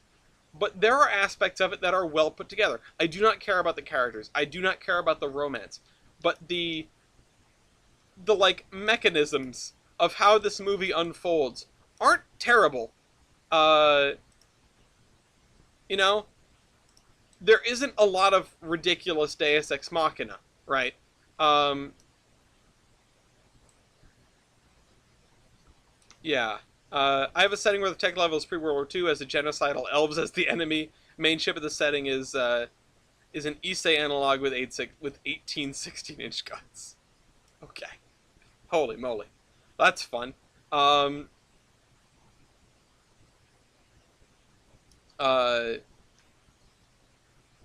but yeah, it's one of these things where you can take a terrible idea and execute. There's a subreddit ATBGE, which stands for, I don't know if it's around anymore, but it stood for awful taste but great execution. And I don't think that the Battleship movie is necessarily a representative of awful taste. And boy, do I talk about that movie a lot on this channel. Um, but it was executed, right? It was done. It was done as well as you could do a movie with that premise, I think. Um, I talk about it. I feel like I talk about it for different purposes, right? But like, there's good and the bad. There's bad and the good. It's the yin and yang thing. Uh, there are reasons, as long as someone is acknowledging the good, and I think that's the real problem and why I can't watch Cinema Sins anymore. As long as someone is acknowledging the good, I can I can stomach a lot of, what would otherwise be perfectly justified acknowledging of the bad, or even lambasting of the bad. Uh, because what what bothers me in life, right? What bothers me in this world that we all share is perfect is the enemy of good. And I'm sure a lot of you have heard that before, and some of you have probably heard that from me before. It is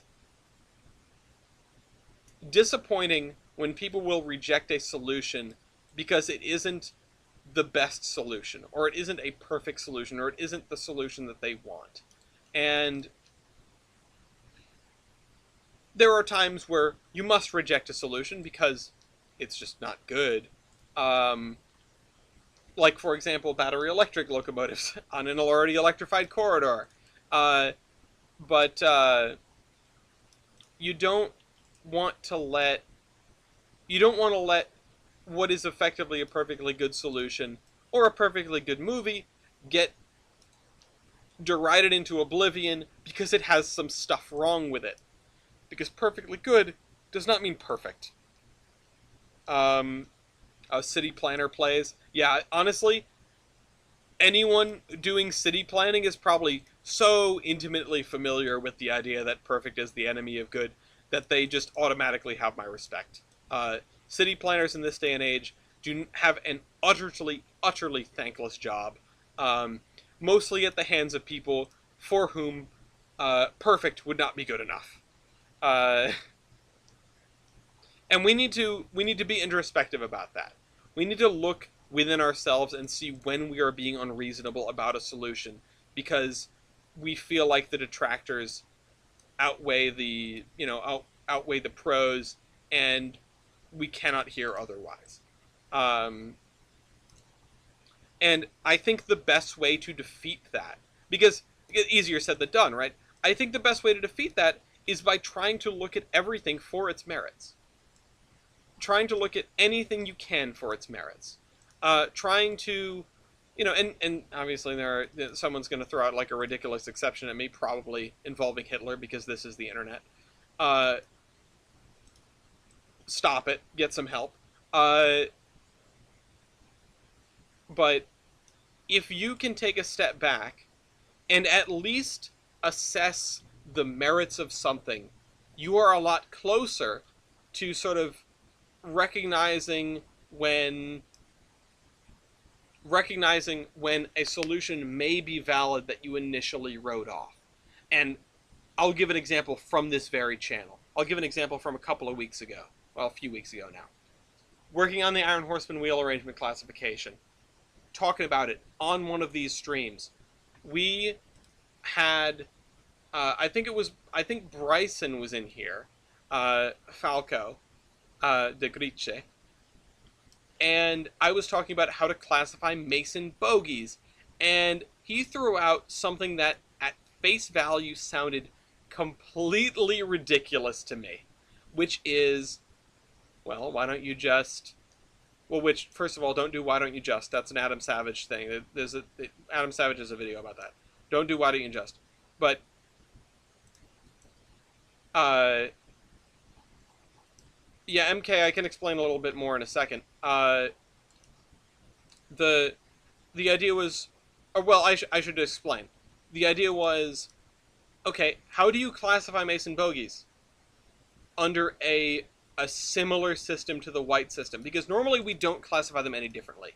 A 240, sorry, not a 240, a 244, because this is the example that I was getting hung up on more recently. A 244 and a 244 that is a Mason bogey. So a 244 Forney from Maine, like a BNSR number 7 or number 8. If you're not familiar with them, 2 Foot's what the people want. I recommend you look them up. They're great little engines. Number 8 was a particular favorite of F. Nelson Blount, the founder of Steamtown, a Rhode Islander.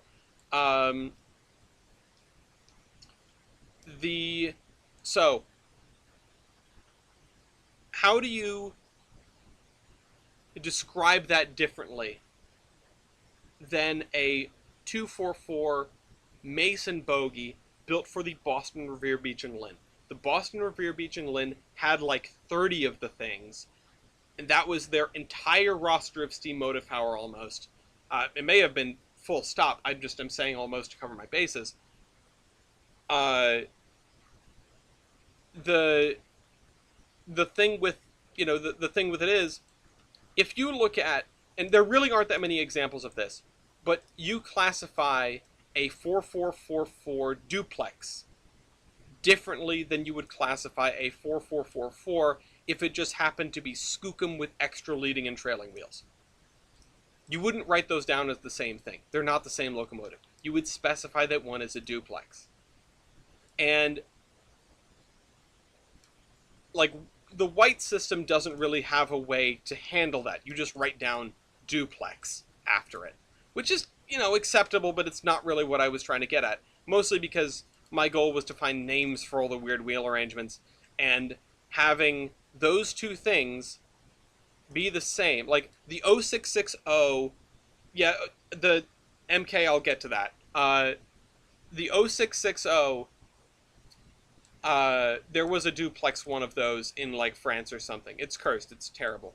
But there was also, of course, Maud. And all of the follow-on 0660 articulated locomotives, there were also 0660, like, Kitson-Meyer types, with both wheel sets articulated. That's a different problem.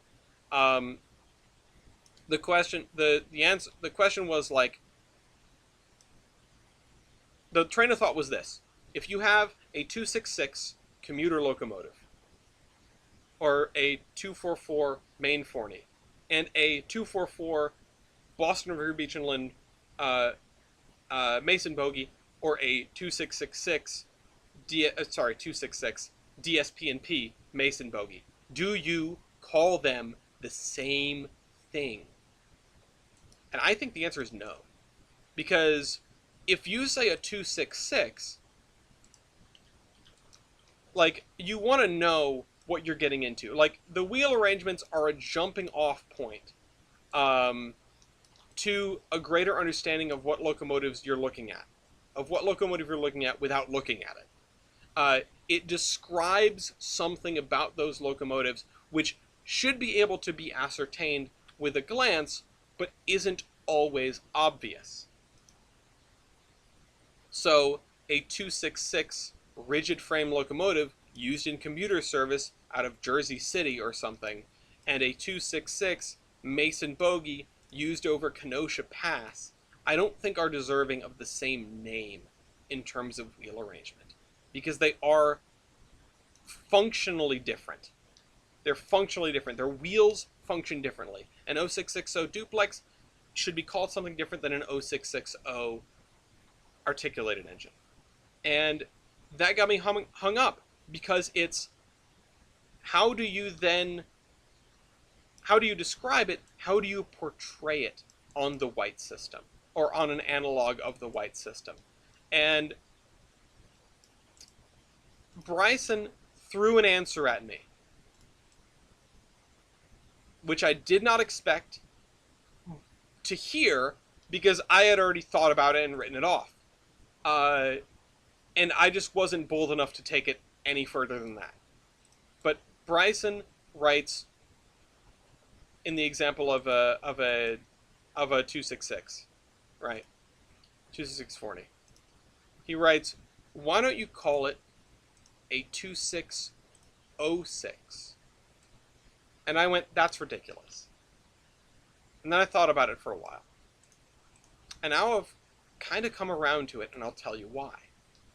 And MK, I will address the thing with the letters. Mostly is I'm just trying to avoid letters. A 2606. And the reason being, so when are steeplekegs coming to the route? When I get closer to Gilson City, that's when. I will definitely find some.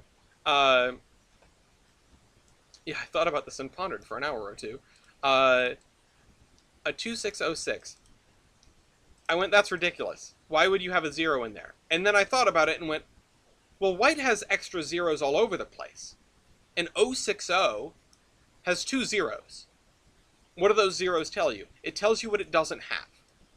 It tells you what it doesn't have, and it tells you what that 6 is, because the middle number is always powered wheels. It tells you that there are 0 leading wheels, 6 powered wheels in the middle, and 0 trailing wheels. And now let's think about an articulated engine, because almost every single white notation you will ever see that has 4 different numbers in it is for an articulated engine. And so I looked at it again. Thought, okay, a 2662, right? We're doing a lot of 2s and 6s. Let's do Skookum, 2442, right? If you see 4 numbers in a wheel arrangement, in a white system wheel arrangement, we're talking about wheel arrangements, Dragon. And why the 04 and why a Boston type is actually a 2404. Sorry, I lost my train of thought. If you take any articulated wheel arrangement, any white wheel arrangement that has 4 digits in it, aside from the Pensy duplexes and the George H. Emerson, you're going to assume that that first wheel set is 2 things, or that second wheel set is 2 things: powered and articulated. A 2662, a 2442, a 4884 is a set of leading wheels, a set of driving wheels that is articulated off of the main frame, a set of driving wheels that is mounted to the main frame that is holding the boiler, and then a set of trailing wheels. So, yeah, no, the duplexes are a different problem. That's a different. That's, to crack that nut, we're gonna have to get even weirder, and I'm not ready to do that yet. Well, I've already written down a draft, but that's Snake Farm. Um, the so yeah.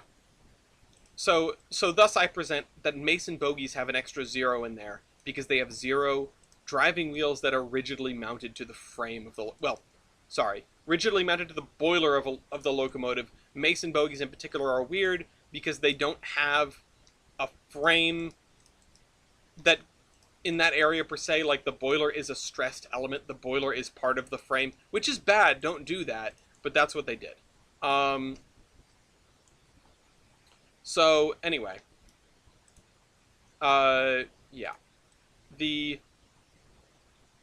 that's what I submit. Now, the reason I didn't want to get into trailing letters, part of it is because I didn't want to get into letters in the first place. The white system is fairly elegant in the fact that it tells you so much with so little. It tells you how many leading, how many powered, and how many trailing wheels with just 3 numbers, and you automatically know what to look for. What white does not explicitly do is very much beyond sometimes adding a T to tell you if it's a tender locomotive. And once you start adding letters, for anything really, once you start adding letters, I'm afraid you go down a rabbit hole of adding letters. And Mew just hit the nail on the head. There are many, many different kinds of trailing letter for different kinds of tank. And you know, when I write down the wheel arrangement for a main Forney that is a 244, which I don't have a name for because it can't be the Boston type because the Bostons were all articulated. When I write that down, I don't write RT at the end of it, because RT means rear tank, and or radial tank, depending. Effectively the same thing. I think rear tank is a backronym from radial tank, but that's just me. You would have to create a whole other set of things for what do all the letters mean.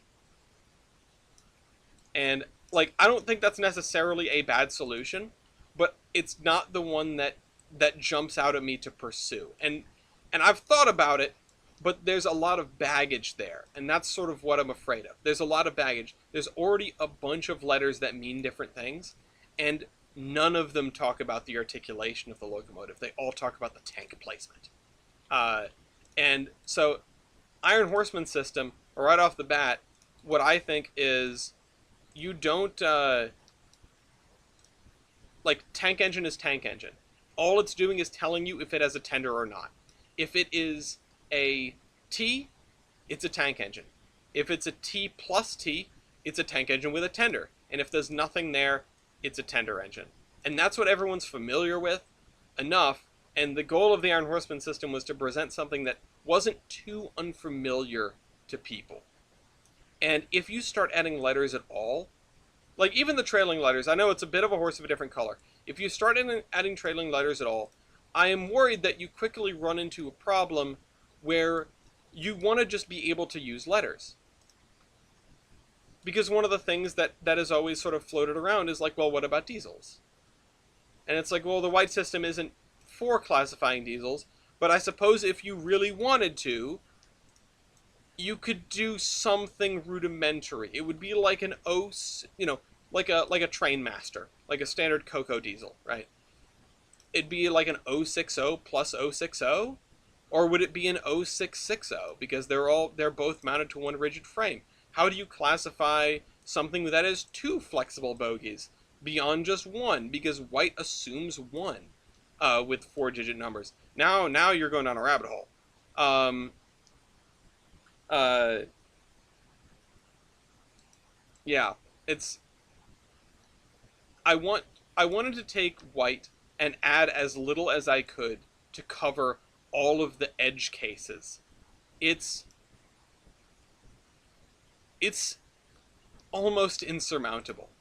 Uh, I think it's possible, but there's a lot of stuff that stands in your way. And I've been trying to avoid lighters altogether. I want to see if I can do it with numbers and maybe occasionally symbols, and that's where I get into things like rigid frame. And I don't really want to lunge into it, but the idea of it is that you include certain symbology in what is otherwise a standard white arrangement to represent um, uh, a different kind of connection. Like this already exists in white. The I suppose unofficial way to address a white a white a locomotive with a cog wheel, right? If you have a locomotive that's just for sake of example an 040 but it has a cog wheel, one that's mounted on the same frame as the four sets of drivers, it would be an 08 slash 1 O. Or I've heard it said differently or written differently, but an 08 over 1 O, an 08 stroke 1 O, or strike 1 O, or 08Z1 O. Like throwing a Z in there, just sort of, you know how the division sign is just a fraction in one picture? Like a division sign, like if you draw a fraction like 3 over 4, a division sign is just dot over dot, just show division, which is the same thing. Uh, IHR white doesn't take into pivot points like Hudson trailing. Well, Hudson and Baltic, no, it doesn't take into those accounts in the white system because really that doesn't change the function of the locomotive. However, it does take they do get different names. That's it. Um, so 4-4 being the amount of trucks the call body fifths. Okay. Is that something that you came up with? Or is that something that is like a manufacturer specification? I mean, that's interesting.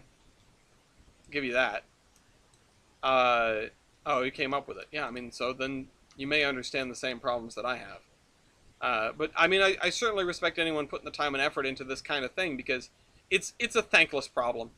You know, like even if like trying to push the Iron Horseman system seems like the most pointless form of self-aggrandizing. Like even beyond the hey, go buy trading cards, right? Go to the ironhorseman.com and buy my trading cards. Buy our trading cards. It's like that's at least self-aggrandizing with a point, right? Like I'm being an entrepreneurial. On the flip side, saying like use my custom white system. Why? Why would you do that? Why would I ask someone to do that? And it's just the only reason I started creating this custom white system is because I wanted to figure out what the names were for wheel arrangements that seldom had names. Like, what is a 2660? That's what the title of the video was. It's a Java or a Moffat, depending on if it's got a tender or not.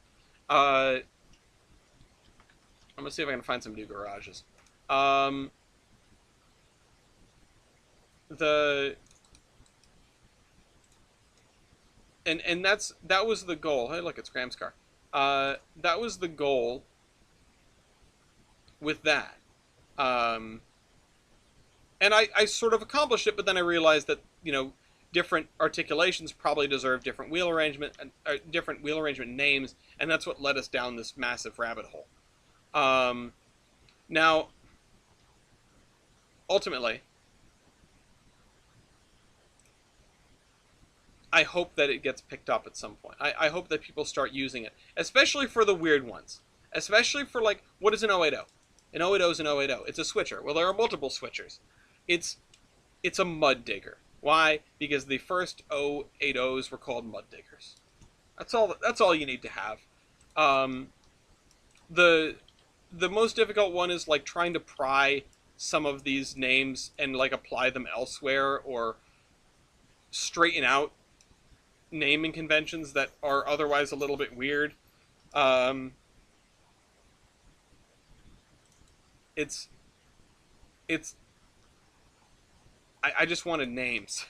I wanted a way to say things in the loco games that wasn't always weird, right?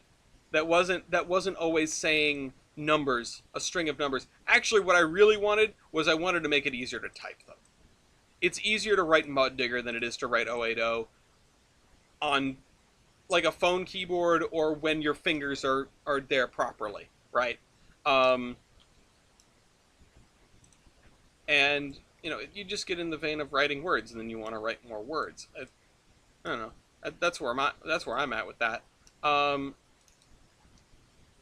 but it feels so like pointlessly self-aggrandizing to bring this up and say, oh well, I think it should be called this actually. But the fact of the matter is, White is dead. Like, he came up with a thing and then died. And I know I said this in that actual video, and I've said it since. But it's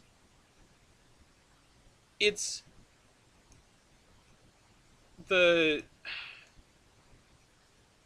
like there's no one officially updating the White system anymore. There there may never really have ever been anyone updating the White system officially, except for White himself. And who's he? What's he to say, right? Like, what makes him so important? Don't answer that.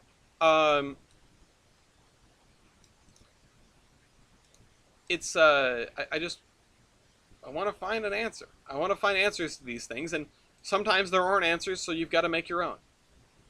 And so we have the Horseman system. And I'm going to have to go through and find wheel arrangement names for all of the Mason bogey types, for all of the associated non-Mason bogey types. And I'm going to have to look at the candidates and figure out what will be least confusing to people. The Boston is a really hard problem because people are used to calling 244s Bostons. But not all 244s are Bostons, because they're named after a class that was all Mason bogies. And that seems a little off to me. It seems like if it's a Mason bogey, you probably want to call it something different. And if we're going to call that something different, well, now we've got to find another name for the rest of the 244s. The rest of the rigid frame 244s. It's headachy because I don't want to tell anyone they're wrong. If you're calling a Bridgeton and Saco River number 7 a Boston type, I'm not going to say that you're wrong necessarily, but I might try to have that conversation. I might try to say, like, did you know that they're called a Boston because of the Boston River Beach and Lynn? And if somebody says, yeah, of course I do, then I go, yeah, that's really neat, isn't it? They had like 30 of those things. And if they say something like they were all Mason bogies, then I'm immediately going to have leverage into, yeah, and shouldn't that kind of be a different wheel arrangement? And just see what they think. Just see what they think. Just see, like, get their immediate reaction, get their perspective on the thing. Because for the most part, after talking it through with people, everyone seems to be in a general amount of agreement about the 244 versus the 2404. And it does kind of roll off the tongue a little bit if you can manage to remember what you're trying to say. But not to the point where I say 2404. They get the idea that maybe it should be a different wheel arrangement. They agree with that idea, but they don't necessarily agree with how. And that's fine. It might be me, but each type of engine is named for the type of work or environment they're in. And that does hold true sometimes, but I'm trying to not... So, as insane as this might seem, I'm trying not to deviate from the White system wherever I can help it. Uh, so a certain set are called Black Hills, but that's I I'm also trying to avoid, except where it cannot be avoided, having wheel arrangement names that are region or subset specific. Now, the Mason Bogey sort of thing is an exception because they're articulated. There's a physical difference there.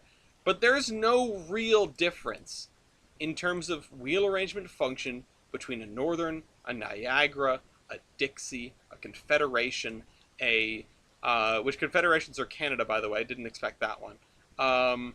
A Oh God, there are so many of them. There are just countless ones. You can throw them at me. There are so many different names for Northerns.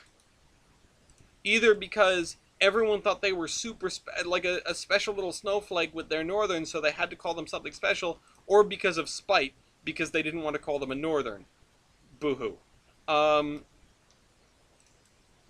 it's it's so like tribalistic and dumb, and it just I wrote out so many. I wrote out so many. 462s are worse mainly because of the UK. I feel like in most cases, like certainly everyone that I've talked to from the UK has never had a problem with calling them Pacifics. They might not have been necessarily always known as that, universally known as that in service. The British like naming things, and there's nothing wrong with that. Um, but they're not going to sort of they're not sort of there's no like, well, actually they're not Pacifics, they're blah blah blah. They are a whatever kind of Pacific. Nobody says it's a Niagara Northern. They just say it's a Niagara and expect you to know what that means. Which, if you've been around Trainz a bunch, you're probably going to know what that means, but not everyone is going to know what that means. Especially if you're just getting used to the white system. You know, like Gloria, I think, has picked up on a couple of things. You know, obviously she doesn't sit down and study the flashcards, but it's that kind of thing where it helps in communication. It helps in like you're looking at a thing and go, oh, that's a mogul.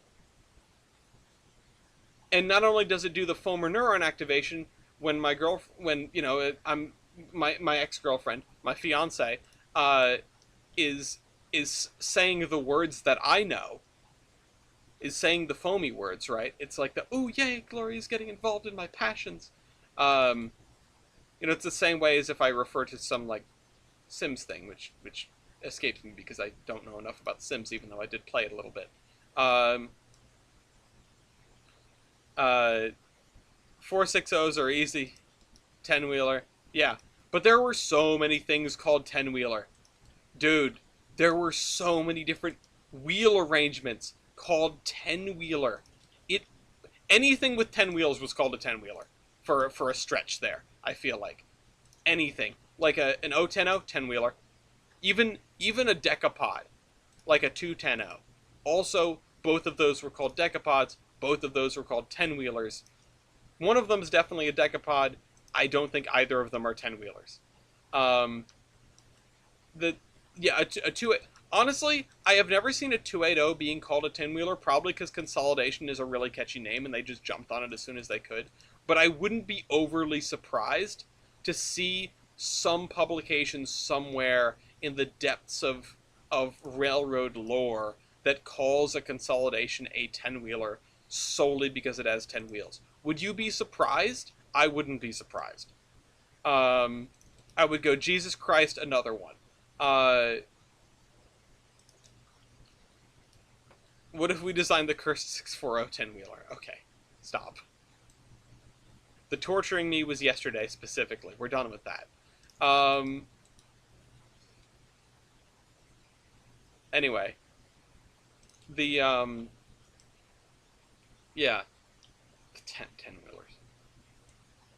I totally lost my train of thought. I got distracted with the 10-wheelers. Uh, but yeah, region-specific stuff gets problematic. I'm trying not to do X-specific Y, you know? Yeah, there are a couple of exceptions I made. A Baltic, because Baltic is a very well-known, well-used, well-loved term for a 464, and Hudson will lead to some contention. If you try to apply Hudson universally, it's seen as favoritism. And that's not what I want to do. I just want to find something that works for everybody. 10 wheelers, yeah. I remember, way back in the day when Railroads Online was in vogue, trying to make a railroad where all the locomotives had the same name but with different spellings. I can't remember what the name was, but it was kind of funny. Um, that's a horse of a different color. 10 wheelers, yeah. Um, I've been trying to avoid the region specific names. I've notated as many of them down as I can, but you know, there were two goals of doing the horseman classification. The first one was actually just to catalog all the names, and it was just called the Almighty White Classification Sheet before we started. And then before I started messing with it, and then the the from there it became like okay, I'm gonna find names for all of them, and from there it became well, if I'm doing this, I might as well just start from scratch, But I wanted to catalog as many of them as I could. I wanted to figure out as many of them as I could, all the region-specific names, and see what stuff was named elsewhere. Even when I would never apply that, like the Finnish. I'm gonna pull this open for a second, so that we can talk about it. TIHC classification. The Finnish called an Adriatic a 264. They called it a Lita, or an American with a K, which is interesting because it is visually distinct if you're spelling it from an American A440, which, like I've mentioned, might be one of the U.S.'s earliest and greatest cultural exports, is the name American for 440. Because that just dominates. Like, we didn't make the first 440s. We just made an effing lot of them. USA. But yeah, I mean, when you've got legends like George Griggs pioneering things, making the Daniel Nason, it's no surprise that we got that name. Anyway, the American Descendant 460. Yeah, but so the thing of it is, right? Yeah, ironic that Americans didn't have many 264s. The thing is, all of the 264s that the Finnish had were imports from the U.S. So that's why they got that name, and it is very ironic. It's actually ironic. Like, it's not the irony in like the sense where that's actually coincidence, but you're calling it irony to make it funnier. It's just actual irony. I love it when that happens. No, but the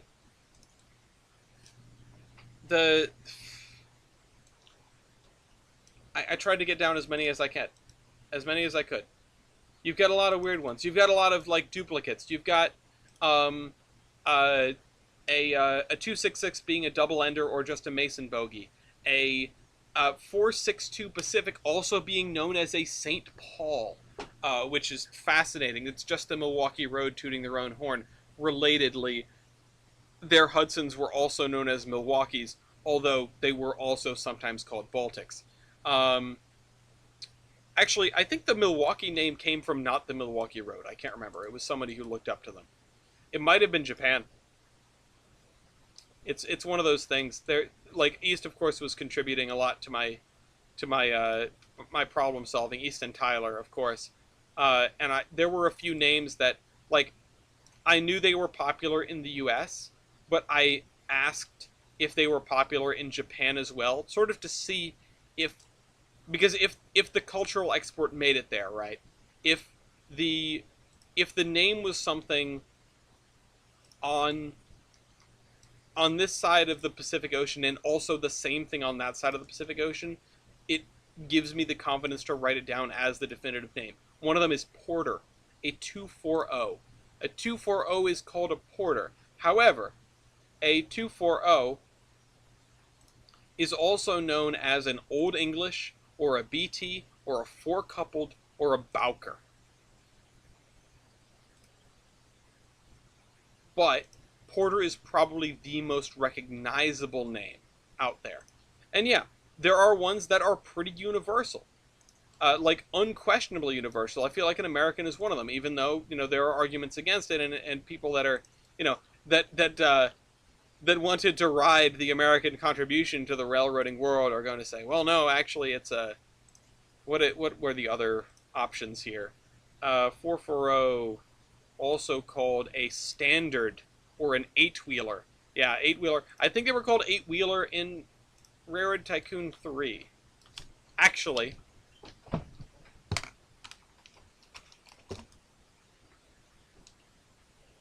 here you are.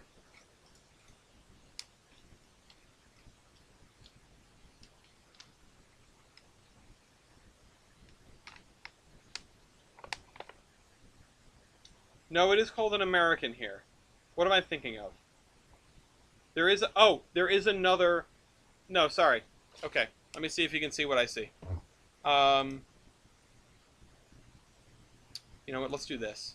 Big webcam mode. Go. So you're not going to be able to read this because it won't focus. But this guy is the American, and then this guy is another 440 called the eight-wheeler. So it's recognized there. Having two of me on the screen is really trippy. Oh shoot, I moved all my crap. Now I can't close my drawer. So anyway, wow, we lost like everyone when I did that. I thought people would have been excited for that. But yeah, there are some things. There we go. If I can get all these in. You sure? Well, no, not everybody. Yeah, it's going down. It went from we had 9 people like 10 minutes ago, and now we have 3 or 2. It's showing me 2. I don't know what it looks like on your end, but it's showing me 2. Oh well. I spent most of this episode just yakking, so I'm gonna try to get as much done as I can. Anyone here build a lot of trains in Minecraft?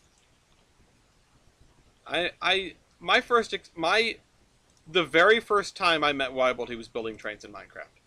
He was building trains on my server, like out of like normal blocks. Not it wasn't a modded server. It was a vanilla server. It was a million years ago. Not to say that mods aren't also ancient, but I didn't do that back then. And I still mostly don't. But building trains in Minecraft right now, awesome.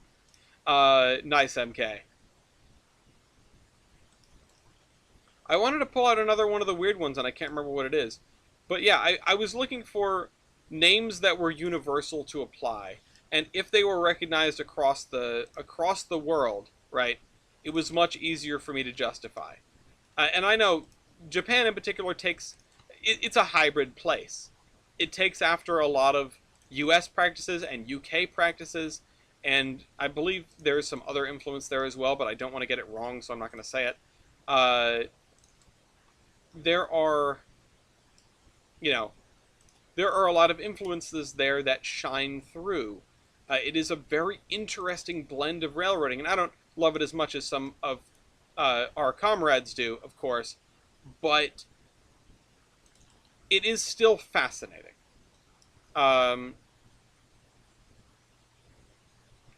Anyway.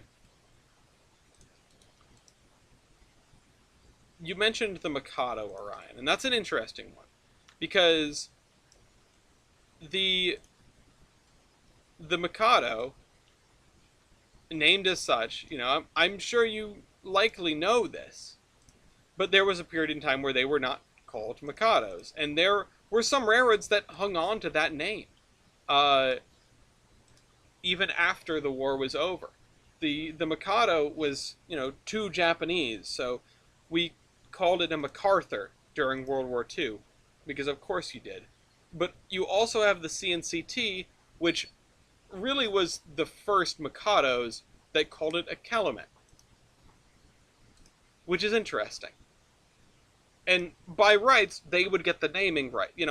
All other things being equal, they would get the rights to name. They would get dibs. It would be called a Calumet, if that's how you pronounce that. But no, we got the Mikado, and the Mikado is one of the most well-known reel arrangements. It's a good mid-range engine. It can do almost anything. Not most things super well. Well, actually, it's not an all-rounder. It's a freight engine. It's a medium-sized freight engine, but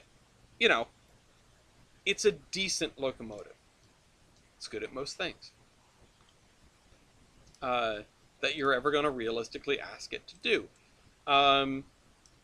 I mean, the Rio Grande narrow gauge being comprised mostly of Mikados should say something. But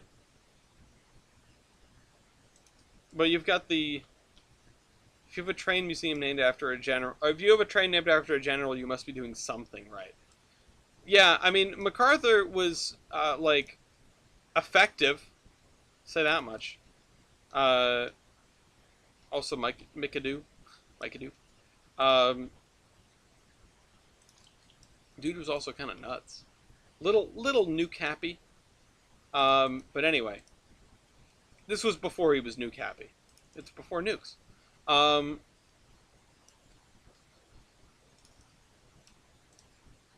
So anyway, yeah, I wanted to look for the universal names. I wanted to find the most universal names that would ruffle as few feathers as possible when I sort of bring them into conversation and just sort of treat them as fact, right? One of the worst offenders for this, and it's, the switchers are tough. The switchers are tough. Of an 040 being a switcher, I just felt like it was earned. One of the worst offenders for this is the 060. What is the 060? An 060, if it's a tank engine, if it's a tender engine, is a Bourboness. Why? Because they got dibs. They had the first ones, or at least they had the first large quantity of tank engines. It became associated with them, the Bourboness Society. The Bachman, yeah. The Bourboness Society had a lot of 060s built. They were predominantly tender engines, but France really liked their 6-coupled locomotives, so you also have the Boer, which is a 6-coupled tank engine. These got two different names because neither of them seemed to stand out enough for either. Neither of them seemed to stand out enough for me to call it one way or the other. The French decided that they had names for these, and really, who am I to argue with that if I don't come with ammunition? I don't know any other name that was even somewhat universally given to 060s, or even given to 060s at all, aside from Switcher, and that's taken. I think, you can't not give that to the 040. Unless you want to just go with the incredibly boring 4-coupled, 6-coupled, 8-coupled, 10-coupled, which, makes sense. It makes sense, but it's lame. It's boring. I think it's perfectly acceptable, and in fact, I think I did write all of those in. Yeah. 4-coupled, 6-coupled, 8-coupled, 10-coupled, 12-coupled, and those were the largest the Erzberg's 12-coupled locomotives, which were also sometimes called mastodons. Not helpful.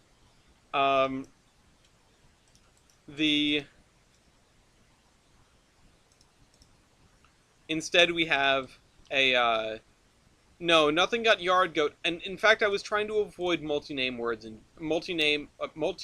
names as well. which is which is why those were out, and almost everything else is hyphenated. I was trying to avoid multi-word names. No particular reason, just for like making it look good when it comes out on paper. Um, Yard goat, or even a goat, right? An 060 would have been decent as a goat. A switcher, a goat, a mud digger. And honestly, I don't think, I could come back to that one. I wouldn't be upset with calling it that. A goat. It rolls off the tongue a lot more than Bourbonus does. And maybe even a little bit more than Boer does. I'm dictating the 040 to LeBron. LeBron James. But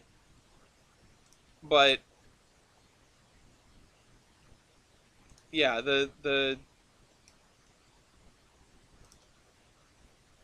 it would just be, yeah, the 040 is LeBron, the 060 is Brady. We can go down the list here. But the thing is, you take these and you just try to give them names that are iconic, that you won't forget what they are. The GOAT is fine. GOAT is perfectly fine. In fact, I unofficially endorse GOAT as the 060 name. And yeah, Mud Digger is 2 words, and that's a problem. But whatever. You gotta live with. You gotta live with the bounce sometimes. Um, the My nose is just so freaking itchy. Uh, the other thing is, yeah, we got all the fun stuff down at the beginning. Yeah, 060 is the GOAT, because he's the GOAT! I'm going to do this. This guy's going to actually have like an extra large figure. I'm going to put something in this backyard. I'm going to put like a swing set or something.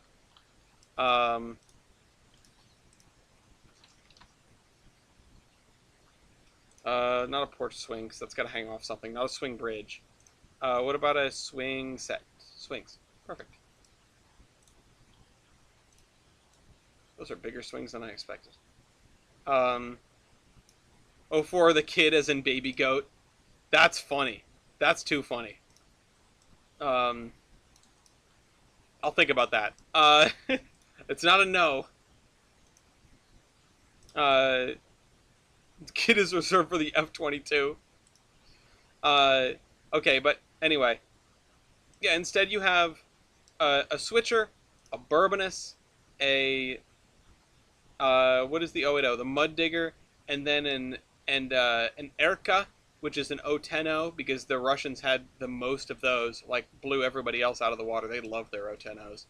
And an 012 is an Erzberg, because they're the only people that had those.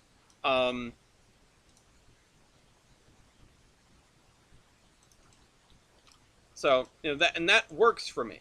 It works for me. It's not incredible. It's not perfect. But I think it gets the job done in terms of differentiating these things. I'm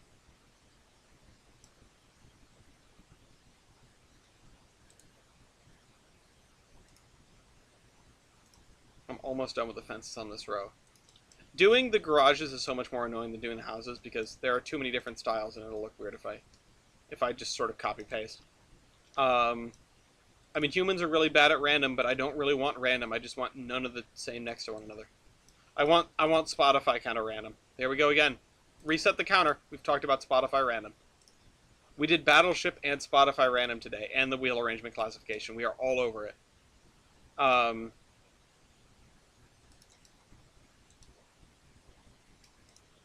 Oh, I just put a fence through that door. Shoot. Shoot. Let's just do this, actually. For the first time in history, I'm making a diagonal fence. Want a break from the ads? Yeah. Pissing all by yourself, handsome? I've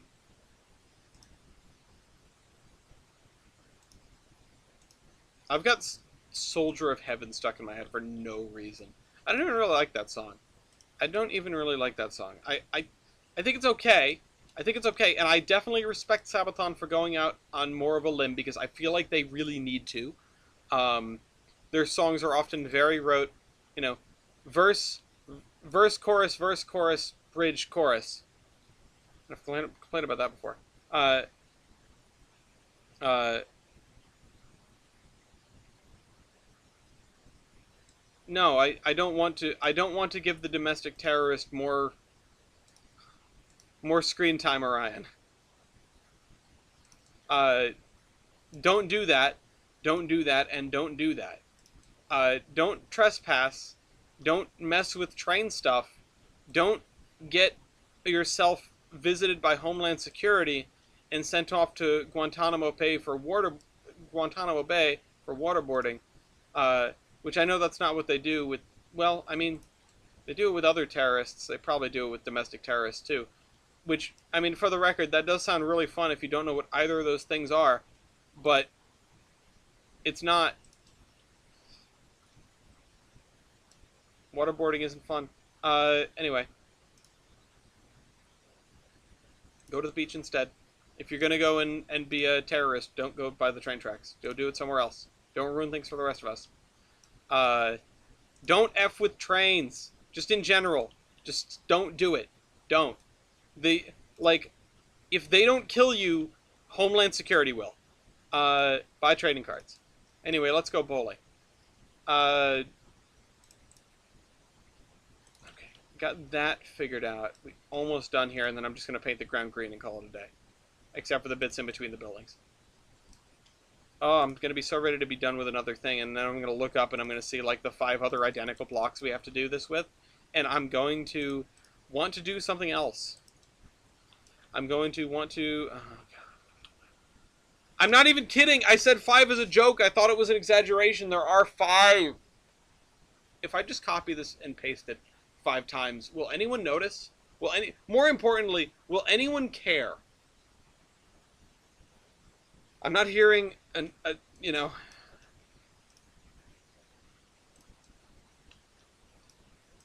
Maybe the commitment to hand doing stuff is too strong. Too strong. Don't need to do that. Turn it 180 degrees. Yeah, no, yeah, exactly. Uh, I don't think my line work, my road work is perfect enough for it to work out, even if I did, like, grab it and copy and paste it successfully, which would be an awful lot of clicking. I might try it. I might try it for one of the blocks, maybe like the one at the opposite corner, so that it's the furthest from this one. And then I can, you can just sort of look at them. You won't be looking at them at the same time. It'll also be further from the track, so it won't matter. At some point, I'm going to have to give up on the level of detail, right? I mean, I have an entire town built called Adams that no one is ever going to see. It's not near the railroad tracks. It's just there. There's a bunch of little Easter eggs that nobody's going to see. There's a campground. There's a thing. The only thing that I'm missing is like the classic boomer stuff. Like I need a nudist colony or something. Uh, you know? Uh, but there we go. We got another block done. There's so much stuff that people are never going to see on this route. Well, people have already seen it because I built it all on stream, but, you know. But once this is done, I'm all for a nudist colony being on your route. Thanks, Virgo. I appreciate it. I appreciate the support. Are there any cults on Tolbrind? I could kill 2 birds with 1 stone here. I don't have a cult meeting in the woods yet. Honestly, that's almost too small. Like, I'm not saying I won't do it. I'm not saying it's a bad idea because it's a good idea. It's one of those things that, for the amount of detail that I have to put into it, it's minuscule, right? The cult of the Bachman 060. The cult of the not a Bourbonus. But there's so much stuff that people aren't going to see. Like, I can't complain about that. It doesn't really matter.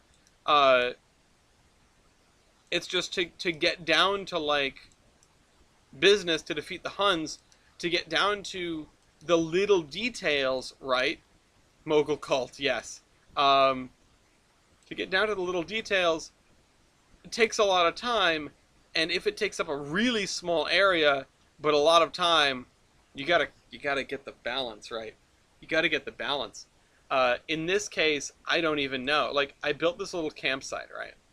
And I really don't know what this is for. I don't know why it's here. There's no lore. I've got no clue. I didn't even finish the grass up here. It's so sloppy. But that's because this is at the edge of the map.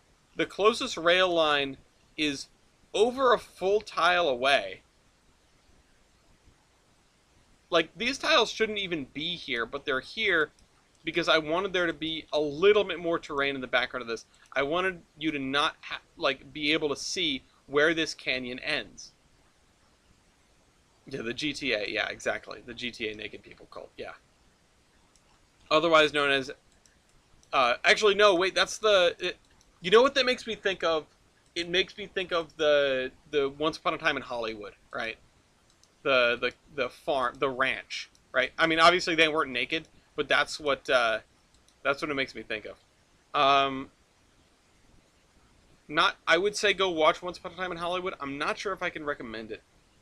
I mean, it's a good movie. It's one of those, like, critically acclaimed movies, but I watched it and it just didn't land with me the same way it's landed with other people. It's not...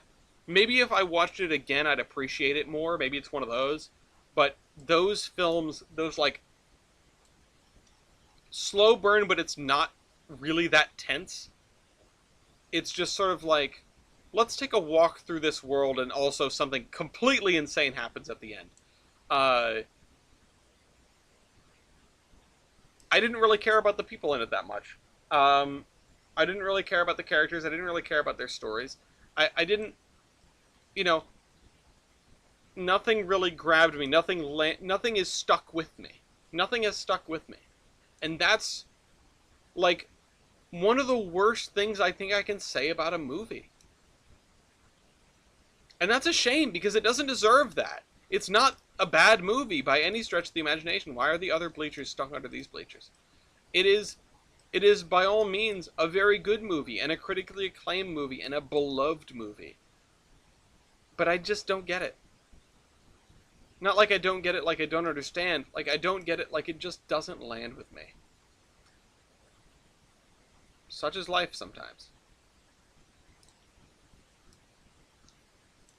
But yeah, cult meeting in the woods. Would there be an underground movement against buses, trains, and other sources of public transit? Honestly, that's really interesting. Well, yeah, it's called the GM bus conspiracy, right? I know that the GM, or the streetcar conspiracy, I suppose, is what it's better called. The Firestone Tire, Standard Oil, and General Motors, like, hey, you cities should tear up your tracks. You should tear them up and use buses instead, because they'll be cheaper. And really, it ends there. It ends there. It is, we get them buying buses from us, and then we just, like, jack up the price of parts and tires and things, so that so that we make a bunch of money off of it. It's a fairly standard play. People love to extend it to, it was a deliberate dismantling of public transit as a whole. Sorry, this piece of paper won't get back under my keyboard. Deliberate dismantling of public transit as a whole, in order to serve the interests of GM and personal vehicle manufacturing. Bus ridership peaked in, like, the 60s. Like, all-time high. And there's a reason for that. It's because the people that didn't or couldn't own cars didn't just, like, get off the streetcar one day, and when the rails were torn up behind them, they just decided not to go to work tomorrow. I mean, mood, but, that's not how that works. They still got mouths to feed and junk. They still need money to buy trading cards. And so, they would take the bus. And then it became normalized, and it became much easier, relatively speaking, to get to get your own automobile, as sort of, I would imagine, as sort of the used market really came into full swing, and you could get a car for kind of cheap. And this was an era before, uh, I would imagine, insurance and stuff is that restrictive. Um, like car registrations have been around for a long time, but I don't know if owning a car. I don't know how the headache compares. From then till now.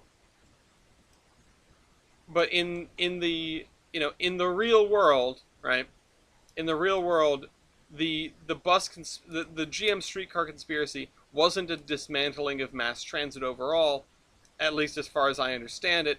It was just an attack on streetcar systems specifically, both as a way of neutralizing competition, which, yeah, I mean, capitalism gonna capitalism, can't really blame them for that one, but also as a way of establishing what could effectively be a leverageable monopoly on transit. Now, in the end, it became more expensive to run buses, both because of just like the wear and tear on buses and the way that works, because a rail vehicle is probably going to suffer less than a road vehicle, dealing with potholes and dings and you know everything like that. There are just more things to break, uh, and more ways to break them, but also at the hands of the conspiracy actors, the conspirators is the word I'm looking for. It made life measurably worse for people, for municipalities running bus services. Uh, Worse than it would be under under the equivalent. It was more expensive than the equivalent. Um, on trains, the potholes are very much replaceable. Uh, but yeah, you've got that going on, and it was it worked. You got buses in every major city in America, and most of the streetcar networks came down, and the ones that didn't were dramatically reduced in size. And by the time that you realize, hey, actually, it was cheaper with the streetcars. That's weird. They lied to us, and then they changed the prices. Uh, yeah, you got to be wanksy. You paint dicks over the potholes. Exactly, Mew. Um, and then they come and fix them. We actually have a hotline in Providence that you can call, and they will come and fix your potholes. They're not always super on the ball about it, but they're pretty good about it for what it is. Um, my mom got tired of the one in front of my house, called them, and they fixed it. And it's back because plowing snow is going to do that. But, it was better for a little while. For a few years at least. But yeah, you've got this, yeah, they're suddenly left they're left holding the bag, right? Like, oh shoot, this is more expensive than we anticipated it being, and we tore up the streetcar networks, and it would be way, way, way more expensive to put them back. Like, way, way, way more expensive. Because those streetcar networks were installed when there were no cars. Uh, and tearing up a street, all you need to provide is like a 4 foot wide space for pedestrians to get around. Uh, yes, streetcars expanded into the 20s, but the prevailing the automobiles weren't there in the same way that they are now. Now we depend on, we rely on, we assume that we're going to have the infrastructure to get our car somewhere we want to go. And in those days, it was absolutely not a given, even if you even cared about that, right? Uh, It'll be back after winter. Giant pothole, yeah. I mean, at some point it turns into a sinkhole, and then you've got a different kind of engineering problem. Um, okay. So this is interesting. It definitely is. It's definitely something. I'm thinking of actually putting in some like normal houses over here. What time is it? We're almost done here. we spent most of the beginning of this just like yakking. So I know I already said that. We spent most of the beginning of this just like yammering. Um, you call real civil engineer build a bridge over the sinkhole, yeah. Um, sometimes that's the way it is. I'm gonna put this here. Yeah, that's fine. Um, and yeah, no, I agree that lore dumps are fun. Like, I really enjoyed going over all that, even if I'm gonna forget no small part of it, I would imagine. Uh, but I am glad that I'm glad that we were able to go through that. I'm glad I got to do that because that was really fun. Um, I already used that house elsewhere, but that one definitely doesn't fit here. Where did this one? This one. Actually, I think I'm going to turn this one sideways, and I'm going to say that you've got these two facing one another, 6 feet apart because they're not gay. There. And then this guy's going to have a hell of a yard. And then this guy...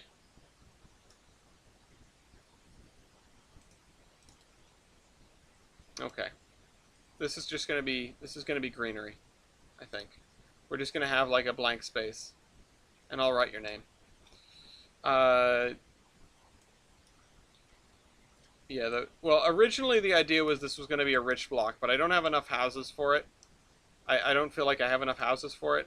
And I would rather these guys be here and then leave like a couple of rich houses on the street here.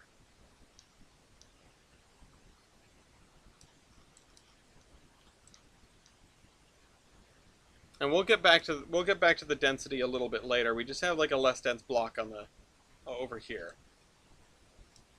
And who knows, maybe this entire block was like this at one point and it got raised to be replaced with these kind of row houses or something like that. But it is what it is.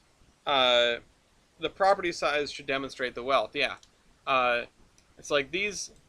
The idea was that this would all have several large area properties. These guys are just copy-paste houses, and then this is sort of a development sort of thing. Of course, they're all... it's one door, but it is what it is. Let me grab a gravel spline here, because I want to run a gravel spline down the middle of this. Again, if it's not weird, you're doing something wrong. It doesn't have to all be weird, but it has to have an appropriate amount of weird. Because without that, it's not real. Real life is weird. Oh, you know what? Actually, no. Hold on. We're scooting these over. Because I want the grass to be there.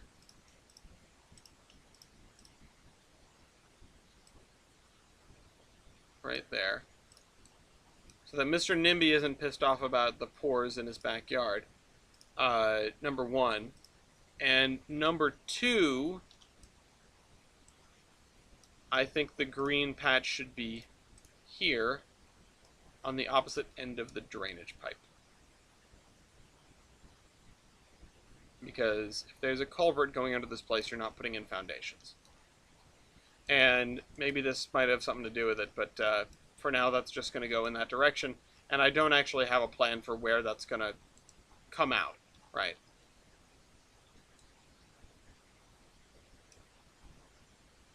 Yeah, the brick pipe is pretty neat. It's just like an archway spline. I think actually something I could do is I could have it come out here and then go up that way as sort of a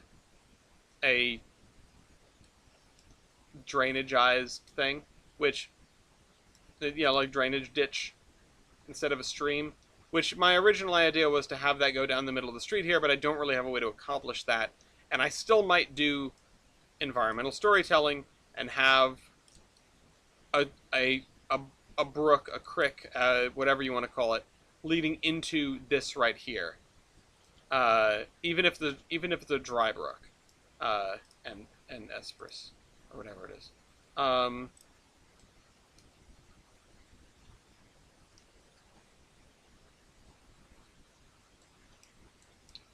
Also, hi TJ. Uh, hmm. Now, I'm looking at like what can I try to accomplish in the next couple minutes, right? There's not a lot. There's not a ton that I might be able to get done in the next couple minutes. I think I just need to like start blocking out areas and putting texture in them, uh, because that's just that's how you get stuff done, right? I just need to go for it. Find some neat DLS assets. No. I don't want to start downloading. I don't want to try to download things on stream. If I download things on stream, that feels like wasted time almost. Uh, I try not to do it, partially because it feels like wasted time, partially because it runs a very real risk of crashing the game. Um, don't ask me why. It's just Trainz being Trainz. Uh, I would rather get done little bits of scenery. Yeah, if I find them to download off screen, then I forget to download them.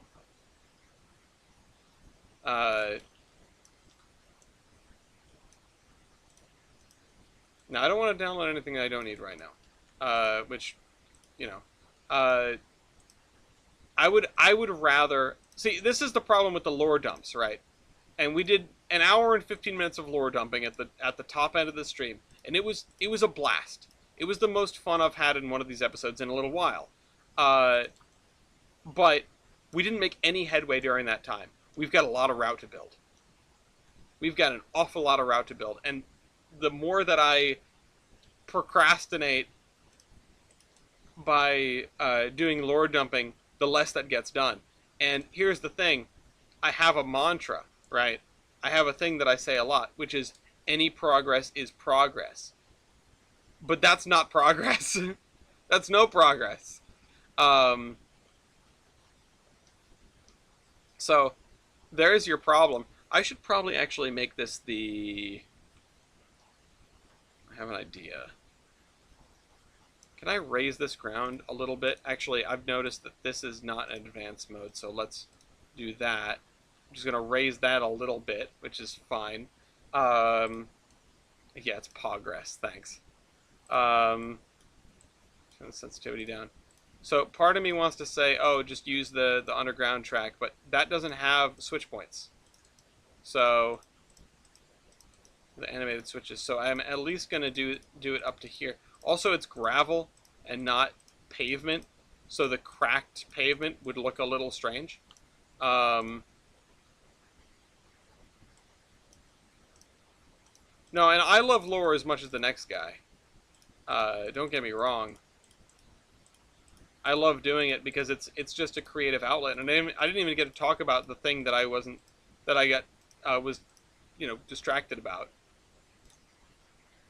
Lifting that building, and I don't want to.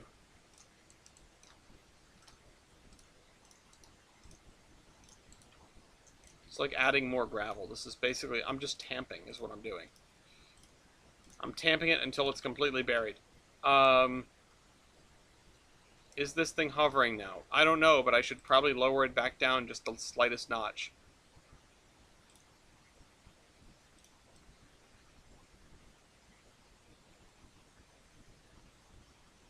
No, that's too much. The slightest notch is too much. This thing's hovering. Okay.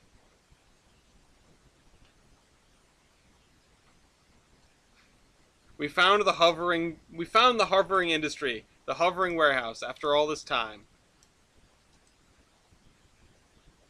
Okay. I think getting this done is going to be kind of a big deal. I just don't know exactly what to do for it. And this texture was never meant to be permanent. This one right here, never meant to be permanent. But I like the way it looks under that building in particular. So we're gonna figure out how to integrate it properly. And because otherwise it's gonna be this all the way through. And while I think this is fine for this courtyard area, because this I feel like would be fairly manicured. Like this is an important place, right? And there would probably even be some trailers parked in here. So let's grab some trailers. I forget what they're called, but I have some here around here somewhere, probably over here, where I've done more scenery. Yes, the Fruhauf trailers. 100 feet of old tractor that's been abandoned. I have this. I don't know if I can find a good spot for that over here, but we have spots where that's going to show up, like right over here. Hello, Knight Rider. This is 2022. I have 2019 as well. And I really am a broken record today, damn. The thing with 2019 and 2022 is they are almost functionally identical. And 2022 is just a straight upgrade. So if you're ever on the fence between the two of them, you or anyone else who happens to listen to this, if you're ever on the fence between the two of them, go with 2022. It's the one that's getting active support right now. It's going to have the DLS access longer, and it is just straight up better. It's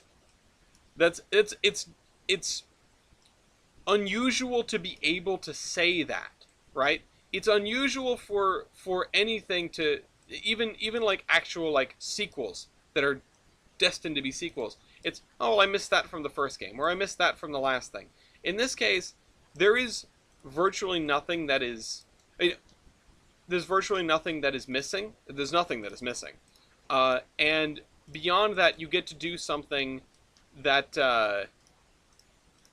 that is your you get to say something that is rare with sequels in specifically simulators like this. The performance is better in 2022 than 2019. And that's anecdotal. That's me. This is all anecdotal, you know. You shouldn't take your news exclusively from me. This is just like my opinion, man. But I say it with such conviction. I am... With the time that I've spent with both of them, this is my conviction. With the time that I've spent with both of them, this is what I am fairly certain is true. It is that 2022 is a straight upgrade. And 2022 gives you other options too. I know a lot of people are rightfully not on board with Trainz Plus, with a subscription model for effectively a single-player simulation game. But it does open doors for you. If you want to do Trainz Plus, you get more out of it in 2022 because you get the beta versions and you get the MPS if you want to do that, the multiplayer surveyor stuff. You get all of the fun stuff and you get the updates early and everything like that. That's only this game. It's not the previous one. Even if you don't want that right now, there may come a time in the future, depending on how long the life cycle for 2022 is. We certainly don't have an announcement about a Trainz 2025 coming out yet.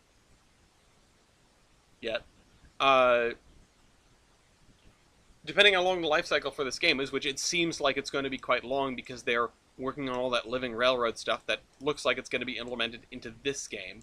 Trainz Living Railroad doesn't do much right now. Trainz Living Railroad has a very, very long way to come. So there are problems I have with the way that it's handled, but I am, generally speaking, excited for its existence. Okay? I used to be scared, but I learned how to stop worrying and love the bomb. We're actually over time here. I just want to find something to fit right here. And I think I know what. Actually, hold on. Let me go find it. So we're going to do some more kit bashing. this. You give me this building. Give me this building right here. This one with the pipes coming out of it that says no smoking. Now, notice that this building is all boarded up. USS Texas has 3 months to find a new home. Geez, between the Texas and the SS United States, rough month for large ships. I hope they figure something out with her. I'm sure they will. They made it this far. I've got faith. Of the heart. I don't want to have half a window sticking out.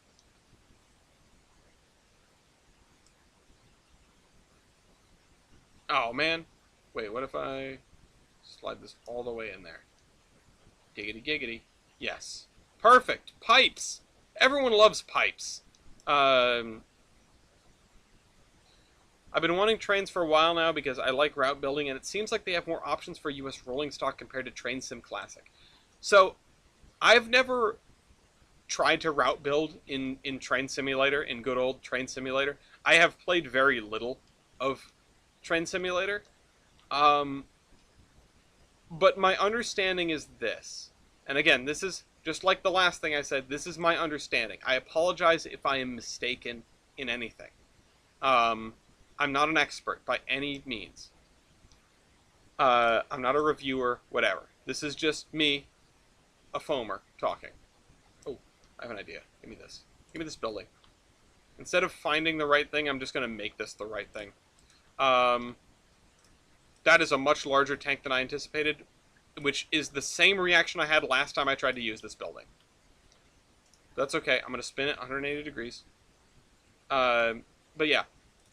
I have heard that the route building in Train Sim Classic, or in Train Simulator in general, is much more opaque than route building in Trains.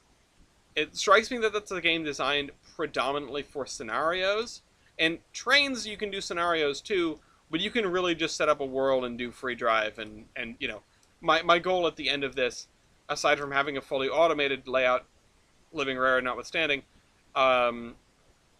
is to just have a world where I can come in and just putter around and switch stuff out at my own leisure.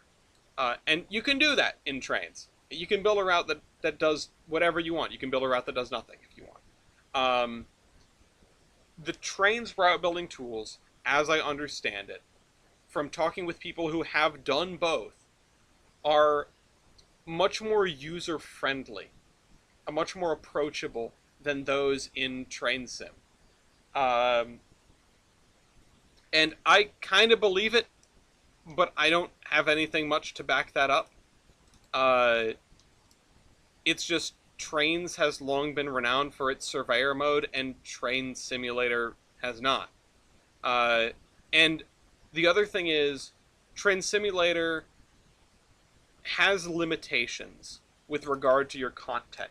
There's a lot of content out there, but there's a reason that there's the joke about Train Simulator being the most expensive game on Steam. If you want stuff, you gotta pay for all of it. Trains has paid DLC provided through N3V, but you also have the download station. The download station is, you know, is an outstanding place. It is, like, people complain about the quality of stuff on the download station. I'm just blown away that all of it's free. It's a crapshoot, right? You get some weird stuff, you get some low poly stuff, you get something that somebody who's 10 years old and has, you know, somehow figured out Blender at that age, which props to that person, but they've figured out Blender and they've made a gondola that carries everything, and it's just blue, and it has like 5 polygons and trucks off of God knows what, but they've figured out how to do it, which is a huge hurdle, and they've uploaded it to the download station, and now I'm staring at it going, wow, look at that, you know? And I mean no disrespect. It is astounding that, you know, like, that's hard. That's really hard.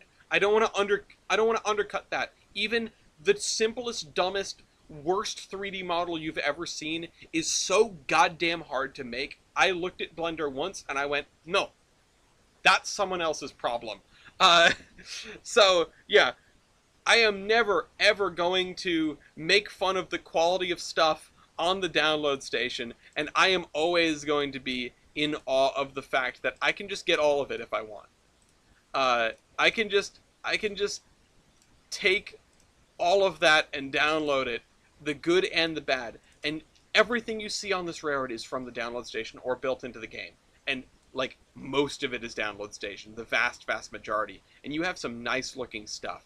Let's go. I mean, here's a building. I got this for free. It's on the download station. I'm pretty sure it's on the download station. It would be weird if this was one of no, it's an SAP thing. Yeah, I'm pretty sure that's DLS. All the cars, all everything. Look at this rake of locomotives here, and tell me that they're not. Don't look at that one. Tell me that they're not all gorgeous. Okay, now tell me. Oh god, if there were banjo signals on the DLS Virgo, I might have to use them, and that's bad. Banjo signals are frightening and terrible. The most expensive train simulator is model rareting. Yeah, and that's why I don't even really get upset about payware. Like, some stuff's expensive, right? But you go down to the hobby shop and you buy a model for $200. It might have sound, and you have one of it. You go to Jointed Rail and you buy a pack of like 3 Jeeps for 20 bucks. Example, random number, pulled that out of my butt. You have unlimited Jeeps. You have more Jeeps than you know what to do with. You could fill 100 baseboards with Jeeps and not run out. And like, it's 20 bucks, you know? Like, yeah, it's here on the screen and not here on my desk, but it's still something. You know? And that's why, like people complain about this being so expensive. Like, it's way less expensive than just regular model railroading. Stuff's tough to make. Like, a Jeep that looks good, oh my god.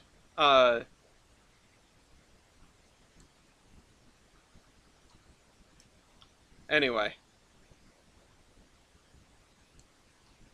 Yeah, yeah, I mean, if MPS worked properly, well, MPS probably works fine, we just broke it. Like, we broke it.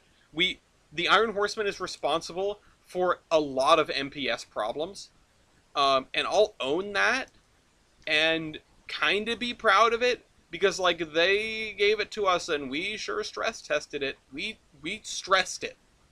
It got stressed to the breaking point. Anyway, I should have wrapped up 10 minutes ago, but I appreciate everyone for coming. I hope to see you all here next Thursday at 7 o'clock Eastern, or whenever I get started, for approximately 3 hours, or until whenever I get finished. Make sure to keep an eye out on the Discord server for when I post that link for when we start and announcements. On the flip, check out theironhorseman.com, and I'll see you guys around. This is the Admiral, signing off.